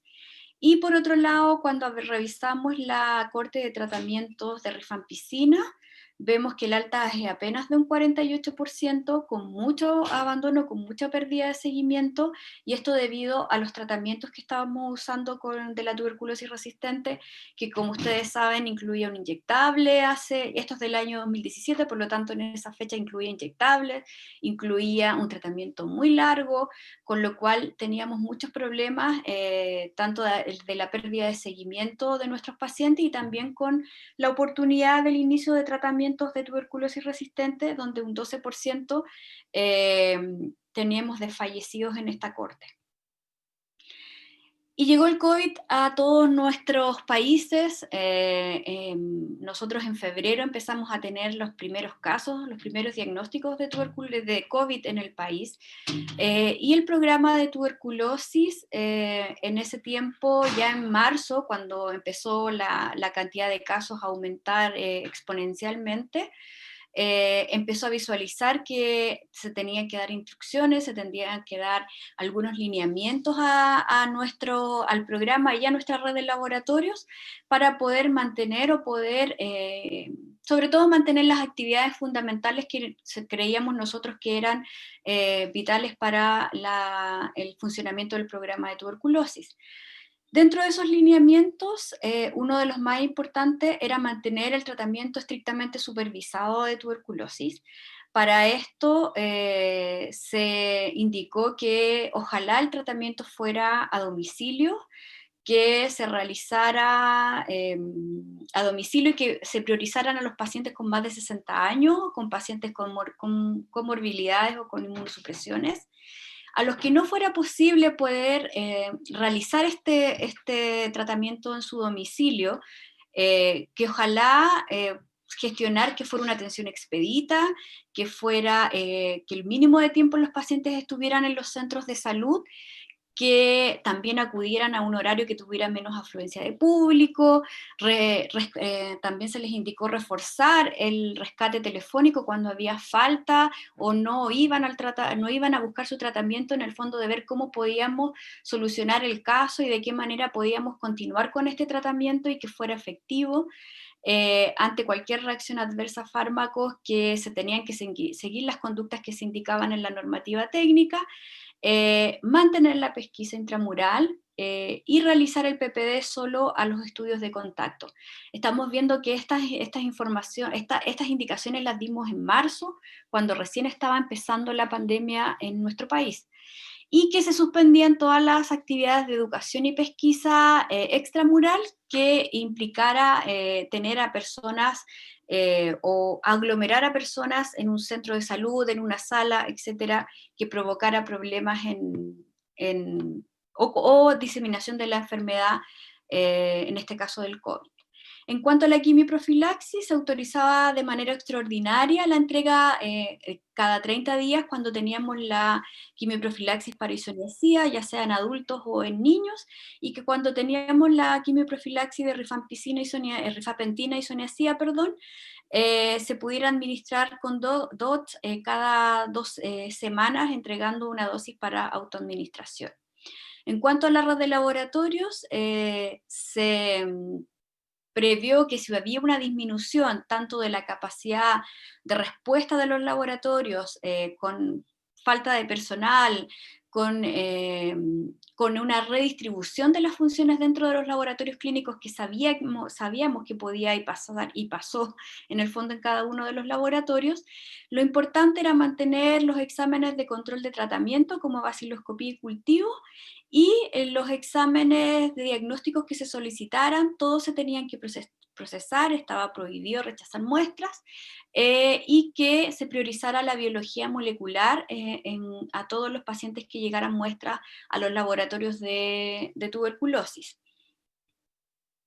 Estas medidas todas empezaron a ser reforzadas por documentos oficiales del Ministerio de Salud, en la cual fueron emanando tanto en marzo, en abril, que ya terminaron en septiembre, donde se dan orientaciones para las actividades de atención primaria en contexto del COVID, donde fueron todas reforzadas estas indicaciones que se iban dando en el momento que iban apareciendo ciertas contingencias, se fueron respaldando por documentos oficiales para que el programa no perdiera visibilidad en los servicios de salud, a pesar de estar en este proceso de pandemia, y que la red de laboratorios siguiera funcionando, ya fuera con sistemas de turno, como nos ha tocado a todos trabajar en este tiempo, o con horarios más reducidos, pero de que todas las muestras se pudieran procesar de acuerdo a lo que iba llegando al laboratorio, y que las actividades, como les dije, del programa siguieran haciendo presencia en la asistencia primaria sobre todo.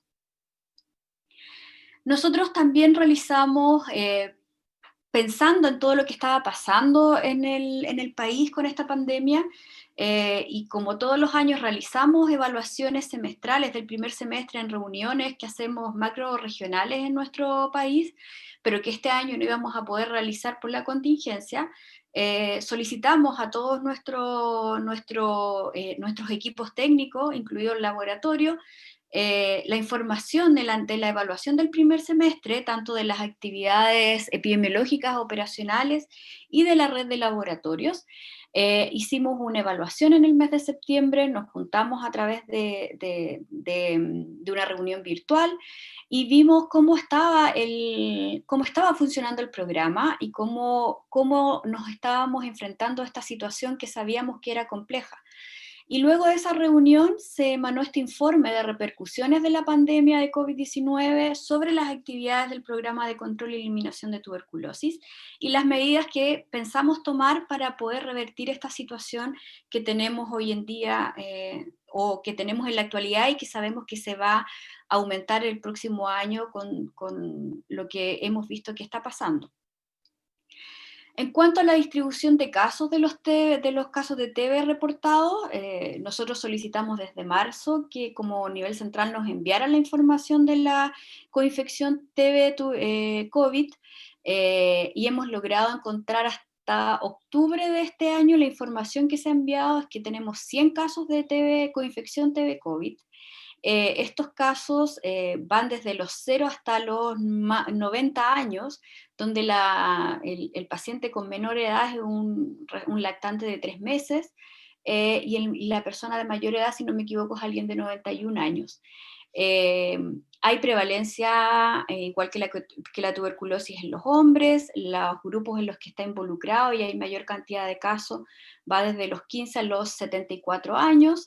Tenemos, en este caso, cuando revisamos la cantidad de casos informados por los servicios de salud y la letalidad o los fallecidos, vemos que desde las distintas regiones de nuestro país, la mayor cantidad de casos están en la región metropolitana, que es donde se ubica Santiago, y lo siguen la región de Valparaíso y la región de Tarapacá, con una letalidad de 7 casos, de 7%, con 7 casos de fallecimiento en nuestro país en este periodo de pandemia,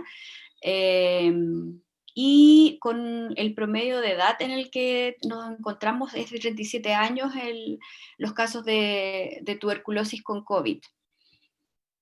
Cuando vemos la temporalidad o cómo fue desarrollándose esta aparición de casos en conjunto con la pandemia, vemos que la mayor cantidad de casos se empezaron a notar en el mes de mayo, a mediados o a fines de mayo, y siguió durante el mes de junio, que fue en el pic de la pandemia que tuvimos en nuestro país, y donde más cantidad de casos fueron reportados al nivel central por los distintos equipos técnicos de tuberculosis del país. Y en el análisis que hicimos de este primer semestre del año 2020, empezamos a revisar las acciones bacteriológicas, empezamos a revisar, bueno, qué ha pasado con la búsqueda de casos. Como ya les dije, esto es lo más importante en el programa de tuberculosis, es la manera de encontrar la tuberculosis pulmonar, y vimos que en el análisis de estas casi 350.000 baciloscopías que hacemos en el año, la verdad que en el primer semestre del 2020 tenemos apenas 60.000 cultivos y 9.000 pruebas moleculares, lo que significa que la baciloscopía y el cultivo han bajado alrededor de un 60% en comparación al primer semestre del año 2019, y que las pruebas moleculares han tenido solo una baja de un 8%. Cuando revisamos esto, entendemos que las actividades de localización de casos se realizan mayoritariamente en la atención primaria de salud en nuestro país, y esa parte, la atención primaria, es la que ha estado más complicada en el país. Se han volcado a la localización de casos y trazabilidad de casos de COVID, y obviamente que ahí hemos tenido una baja de actividades de pesquisa, y también por otro lado las mismas personas, los mismos consultantes no han ido a la atención primaria por el confinamiento o por el miedo a adquirir COVID en las actividades o por asistir a un centro de salud. Por lo tanto, se vieron afectadas estas acciones bacteriológicas. No se vio tan afectada la parte molecular, porque creemos que las indicaciones que se dieron a nivel central fueron respetadas, en que todo lo que llegara a los laboratorios se procesara por biología molecular, y esto para obtener obviamente un diagnóstico más oportuno y realizar las actividades de manera más precoz en cuanto a estudio de contacto, inicio de tratamiento, y eso obviamente fue lo que menos afectó en nuestro país. Cuando vemos en el funcionamiento de esta red de laboratorios para encontrar esos casos, vemos que solo un 6% de nuestros laboratorios, nosotros somos 205 laboratorios en la red, y solo un 6% de estos dejaron de funcionar, que fueron alrededor de 12 laboratorios, y esto en general por una redistribución de funciones, por laboratorios que a lo mejor no tenían una buena infraestructura y se les cerró por este tiempo de la pandemia, pero la verdad que fue bastante poco, todos siguieron en funcionamiento, haciendo sistema de turno, teniendo horarios diferidos, teniendo un horario menos, no usando el horario que tenemos habitual de funcionamiento, pero sí procesando las muestras que llegaban al laboratorio, que no eran muchas. Y un poco para mostrarles de este análisis o de esta baja de la cantidad de muestra, nuestros laboratorios, estos son los laboratorios de la región metropolitana, son los laboratorios que realizan más exámenes diarios cuando uno saca el promedio en nuestra red de laboratorios. Ellos pueden llegar a hacer en un periodo de invierno más de 100 cultivos al día, más de 50 vaciloscopías y muchas más pruebas moleculares, y como ven ustedes acá, el promedio cuando uno lo evaluaba en este primer semestre es que apenas realizaban unas 3 a 25 vaciloscopías diarias y alrededor de 24 o 10 cultivos, y de las pruebas moleculares lo más que hacían era alrededor de 4. Por lo tanto, ahí quedaba en evidencia lo que les mostraba anteriormente con la localización de casos, de lo poco que estaba llegando al laboratorio. Esto ha sido un verdadero reto para los encargados de laboratorio, sobre todo los encargados de laboratorios intermedios, porque significa que muchos de ellos han tenido que ceder personal, que el personal se ha redistribuido también para actividades de COVID, y esto siempre es una alarma que tenemos en la red de laboratorios de que después que tengamos un poco más de normalidad con esta pandemia, necesitamos recuperar nuestra gente para poder seguir realizando toda esa cantidad de exámenes que realizábamos y mantener la localización de casos activa en nuestro país. Cuando evaluamos esta localización de casos, en el fondo genera el diagnóstico de casos de tuberculosis pulmonar. Y cuando revisamos qué fue lo que pasó en el país en esta baja de localización de casos, observamos que hay un 11% menos de casos diagnosticados en el primer semestre del 2020 en comparación al primer semestre del 2019. Hay servicios de salud que obviamente se ha notado más esa brecha de diagnóstico menos de casos en el año 2020. Este diagnóstico, esta menor cantidad de diagnóstico de casos es importante porque la OMS, por ejemplo, nos calcula una brecha que está alrededor del 13%, con 400 casos menos de tuberculosis diagnosticada, con esto de la estimación y de los casos que informamos a los informes, a los reportes mundiales. Y la verdad que con este 13% y con lo que encontramos en este primer semestre, creemos que esa brecha se va a aumentar, pudiendo llegar incluso a un 18%, y sabiendo que esos casos de tuberculosis van a llegar más adelante a los centros de salud, y que ya están llegando por lo demás en este segundo semestre, pacientes mucho más graves, mucho más complicados, a las urgencias o a las UCI de nuestro país, con una mayor probabilidad de muerte. Por lo tanto, es importante que el programa realice acciones específicas para lograr mejorar esta actividad y que no tengamos este aumento de fallecidos, obviamente, por pacientes más graves, por no llegar a tiempo, por no tener un diagnóstico oportuno.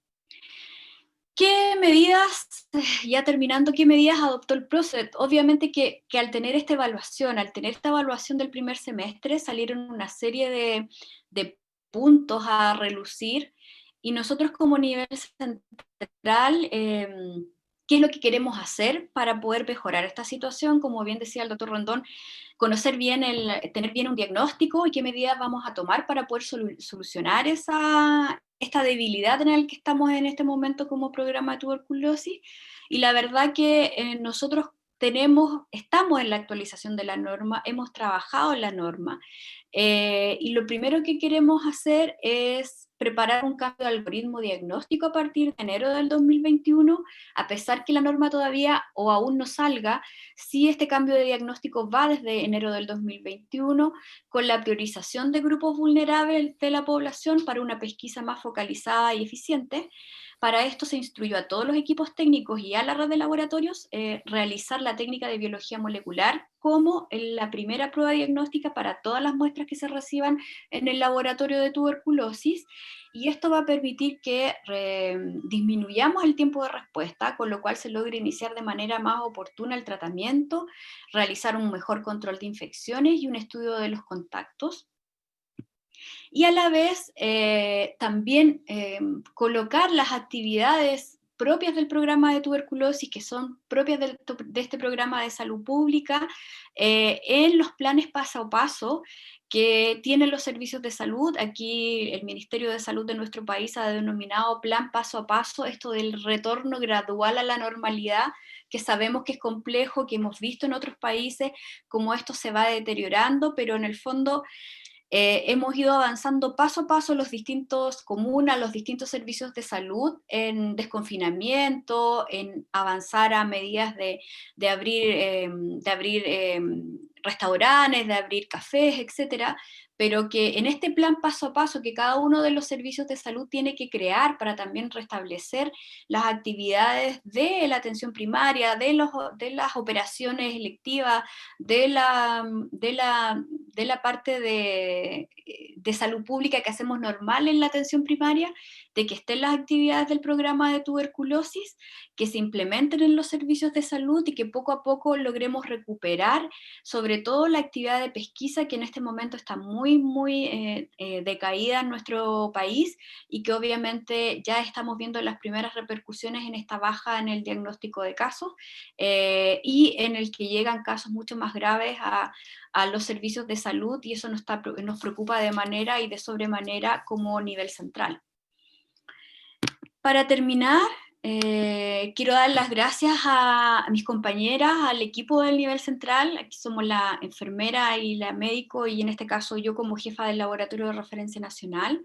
Somos 3 las que conformamos el nivel central del programa de tuberculosis, ya que ellas me facilitaron toda la información y toda esta información que hemos creado en conjunto y que viene de la red de laboratorios de tuberculosis, en la cual aparece aquí una fotografía de la red con los profesionales del laboratorio de referencia nacional, ya que todos nosotros conformamos el programa de tuberculosis, que es una foto donde tenemos nuestra reunión anual, donde hacemos las evaluaciones de cómo vamos, hacia dónde vamos y qué tenemos que hacer para mejorar el programa, donde obviamente estamos todos preocupados. Yo creo que es un buen momento de agradecer a todos los integrantes de este programa de tuberculosis nacional, que a pesar de todas las adversidades, a pesar de los problemas que hemos tenido, del cansancio, de estar lejos de nuestras familias, de trabajar en turno, de trabajar en estos sistemas de teletrabajo, hemos seguido ahí firmes en la lucha, y todos creyendo que este programa de tuberculosis no debe decaer y que tenemos que seguir trabajando por el bien de nuestros pacientes. Así que muchísimas gracias por la atención, y vuelvo con ustedes en este momento. Muchas gracias, doctora Fabiola Arias, por su presentación. Excelente, felicidades. Y vamos a pasar a las preguntas elaboradas por nuestros asistentes al foro. La primera pregunta es para el doctor Rendón. Comentan si un paciente que tiene desabasto de medicamento para tuberculosis fármaco-resistente durante esta pandemia por 1 o 2 meses, ¿debe ser revalorada la dosis o seguimiento del tratamiento?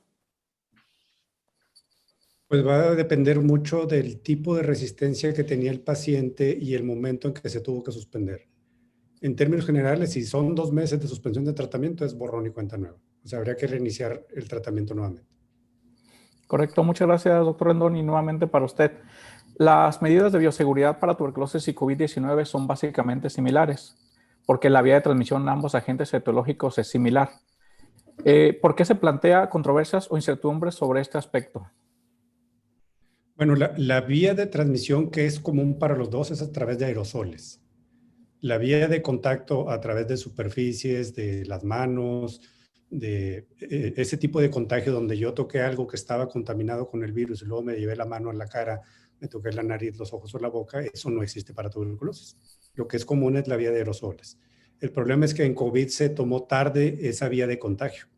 Aunque era predecible que podía ocurrir por otras enfermedades que se transmiten de la misma manera, no se recomendaron medidas propias. En muchos lugares el uso del cubrebocas fue tardío, la recomendación de usarlo fue de manera tardía. La protección ocular no es efectiva para COVID, pero no tiene nada que ver con tuberculosis. Entonces, aunque si hay semejanzas, hay cosas que son totalmente diferentes. Probablemente lo más común es aerosoles a través de la vía respiratoria, tanto para COVID como para tuberculosis.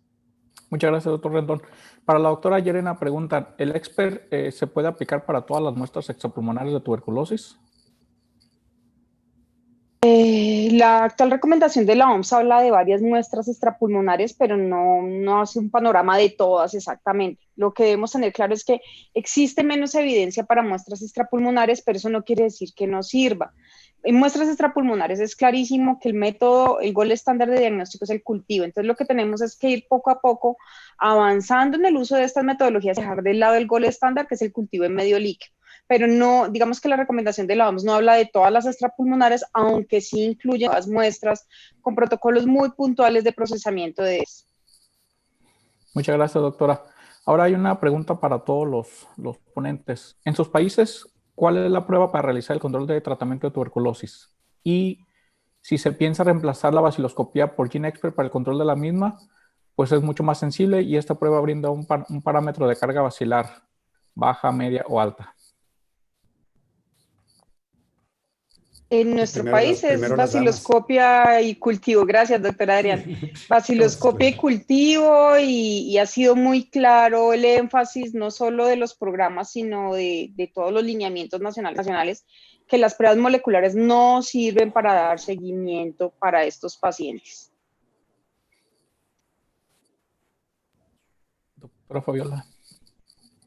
Está con el micrófono. Sí, en nuestro país los exámenes para el control de tratamientos, baciloscopía y cultivo líquido es lo que recomendamos acá en este momento.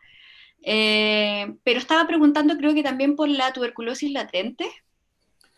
Sí, también hablaban si hay estudios en relación a tuberculosis latente o seguimiento en pacientes con tuberculosis latente y COVID-19. Sí, lo que pasa es que, como dice Claudia, no es recomendada una prueba molecular para el seguimiento del tratamiento. Y en cuanto a tuberculosis latente, que en nuestro país todavía seguimos con el PPD para hacer seguimiento, para hacer diagnóstico de la tuberculosis latente. Muchas gracias, doctora. Doctor Rendón. En cuanto al monitoreo de un paciente que ya tiene diagnóstico y está en tratamiento, la manera de seguirlo tiene dos grupos grandes, el sensible y el resistente. Para el sensible, el seguimiento puede ser con puras baciloscopías. Y al final del tratamiento sí se recomienda hacer un cultivo. Para el resistente, la recomendación es hacer baciloscopías y cultivos durante el monitoreo. ¿Por qué las dos cosas? Porque una baciloscopía puede tener bacterias muertas y el cultivo estar positivo. Entonces, un resistente es muy importante tener la información del cultivo.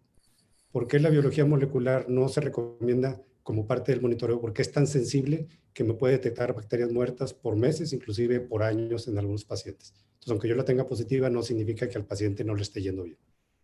Esa es básicamente la recomendación. Muchas gracias, doctores. Para el doctor Rendón, ¿en México ya está normado el uso de diagnóstico molecular para tuberculosis pulmonar? En la norma oficial mexicana todavía no está incluido que a todos los pacientes se va a hacer diagnóstico con GeneXpert. Es una recomendación of the records que estamos haciendo y básicamente es por la falta del recurso. En los lugares donde sí se tiene un equipo de GeneXpert y se tienen cartuchos, se le está dando prioridad al paciente que ya se sabe que tiene tuberculosis, descartar de inicio si es resistente o no. La idea es movernos a que el diagnóstico se haga con GeneXpert. Y ahora, en base a las nuevas recomendaciones de la OMS, probablemente el país tenga que adoptar esa cultura, de que el diagnóstico ya no se haga por baciloscopía, sino se haga por GeneXpert. Muchas gracias, doctor Rendón. Para la doctora Llerena preguntan, ¿han tenido experiencia en tuberculosis de rodilla? ¿Y qué opinan en cuanto al manejo del expert en este tipo de tuberculosis y su sensibilidad? No, nosotros no, digamos que no tenemos documentados casos y probablemente por el simple hecho de que no es lo más común, encontremos poca evidencia, ¿no? Creo que son muestras en las que cada vez se está tratando de recopilar mayor información, pero nos cuesta mucho por la misma incidencia de ese tipo de la enfermedad. Muchas gracias, doctora. Igual para la doctora Llerena y la doctora Fabiola Arias, ¿Nos pueden hablar de las estrategias que emplean para la atención y el seguimiento de los pacientes binacionales en sus países? Nosotros tenemos interacción sobre todo en frontera, o sea, Ministerio Colombia, Ministerio otro país, es más entre las regiones de frontera donde tienen una mejor estrategia de seguimiento y donde tratan de articular a los pacientes. Por lo general lo que se hace es un proceso de remisión escrita, donde nos cuentan en qué va el paciente, en qué fase del tratamiento está, cómo viene, y ese proceso de remisión le llega al referente, digamos, frontera con Perú, le llega a ese referente. Si de pronto falta alguna información, tratamos de obtenerla entre ministerios para que sea un poco más transversal y un poco más a la información, pero digamos que se maneja más desde lo local que desde el nivel nacional. Sí, nosotros tenemos más experiencia también a nivel fronteras, pero hay más experiencia en el trabajo Perú, Bolivia, Chile, en los cuales hemos trabajado con algunos organismos internacionales en hacer articulaciones, en tener una hoja de traslado más estandarizada en los 3 países, pero hay un mayor trabajo desde el nivel nacional, el cual es el que hace el traslado hacia el programa de tuberculosis en el cual se está dirigiendo el paciente. Generalmente tenemos nosotros nuestra mayor cantidad de traslado de pacientes se realiza entre Perú y Bolivia, Perú, Bolivia, Chile, y eso generalmente viene una comunicación con este formulario estandarizado a través de los programas nacionales de tuberculosis. Muchas gracias, doctoras. Para el doctor Rendón, comentó que es incierta las predicciones de gravedad de los cuadros de COVID con la presencia de tuberculosis como enfermedad de fondo o debido a las secuelas que esta deja. ¿Hay artículos que analicen el impacto de la tuberculosis latente en la respuesta inflamatoria por COVID-19? Pues es precisamente lo que se está tratando de ver. O sea, una persona que tiene una vacuna por BCG, en teoría tiene una tuberculosis latente secundaria a la aplicación de la BCG. Precisamente ahorita estamos haciendo un estudio aquí en mi institución de pacientes que llegan con COVID. Estamos buscando TB latente con cuantiferón con la idea de contestar esa respuesta. Porque ahora que parte del tratamiento estándar del paciente con neumonía, con hipoxemia, es darle esteroides, pues si tienen TB latente lo estamos poniendo en un riesgo muy alto de reactivación. Entonces probablemente esa respuesta no está clara todavía, esa pregunta no tiene una respuesta clara todavía y lo que tenemos que hacer es buscar maneras de poder contestarla en el futuro. Porque estamos poniendo en un gran riesgo a los pacientes que tienen TB latente, que en nuestra población varía de un 30 a un 50%, me refiero aquí en la zona donde yo vivo, que si además tienen COVID y les damos esteroides, pues estamos propiciando la reactivación de la tuberculosis. Entonces estamos trabajando en eso para tener una respuesta a ese problema. Muchas gracias, doctor. Debería ser que les vaya peor a estos pacientes. Muchas gracias, doctor. Para la doctora Llerena, ¿tiene presencia de pacientes ciudadanos venezolanos en el Programa Nacional de Tuberculosis? Sí, claro. Es nuestra, digamos que cuando nosotros hablamos de extranjeros, nuestra mayor tasa se presenta en pacientes de Venezuela por el hecho que están migrando hacia Colombia y les quedamos tan cerquita que muchos pues vienen caminando, ¿no? Sí. Muchas gracias, doctora. Y por último, una pregunta para el doctor Rendón. Se comparan los resultados de mortalidad y avances de las enfermedades de COVID y tuberculosis. Sin embargo, considerando que una enfermedad es crónica y la otra notablemente aguda, ¿es correcto realizar este comparativo epidemiológicamente hablando? Bueno, si se refieren a lo que yo presenté en mis diapositivas, la idea era no hacer una comparación de enfermedad contra enfermedad, sino de lo que existe, del impacto que tienen las dos enfermedades. O sea, realmente no es un comparativo de si una causa más mortalidad que la otra, sino lo que existe en cada país en el momento que hice el análisis estadístico que fue actualizado el día de ayer. Ese fue lo que quise comparar. O sea, qué tanto COVID hay ahorita y qué tanto COVID hay y qué tanta tuberculosis hay ahorita y qué tantas muertes hay por COVID ahorita y qué tantas muertes hay por tuberculosis ahorita. Más que comparar las dos enfermedades entre sí. O sea, es el impacto que están teniendo en los países, el comparativo que quise hacer. Muchas gracias a nuestros ponentes por sus presentaciones y las respuestas a las preguntas. Se quedan algunas en el tintero y se las haremos llegar para que nos apoyen con sus respuestas. Muchas gracias por su participación. Con todo gusto, Luis. Gracias a ustedes por permitirme saludar a mis amigas Fabiola y Claudita. Les mandamos un abrazo desde México. Que estén muy bien. Gracias al doctor Pulido por manejar perfectamente esta sesión y a los 3 ponentes por su participación en este foro. A todos los asistentes les agradecemos su participación a esta tercera edición y los invitamos para la sesión de la próxima semana, el jueves 29 de octubre, igual a las 9 de la mañana, tiempo del Pacífico. También tendremos 3 ponencias, que será el doctor Minedu, que es el jefe del Departamento de Microbiología del Instituto Nacional de Salud de la India en Nueva Delhi. También estará presente la doctora María Rodríguez, que es la jefa también en el Ministerio de Salud de la República Dominicana, y el doctor Alberto Mendoza, jefe del Departamento de Enfermedades Infecciosas en Perú. Así que van a estar igual de interesantes estas 3 pláticas para la próxima semana. También les solicitamos, les van a estar llegando algunos correos en las próximas horas para la evaluación de la primera y la segunda sesión. A los que participaron en el Zoom, les pedimos de favor que nos ayuden a contestar estos formularios, y al finalizar esta sesión también les va a llegar un correo con un link para contestar esta tercera sesión para mejorar cada vez.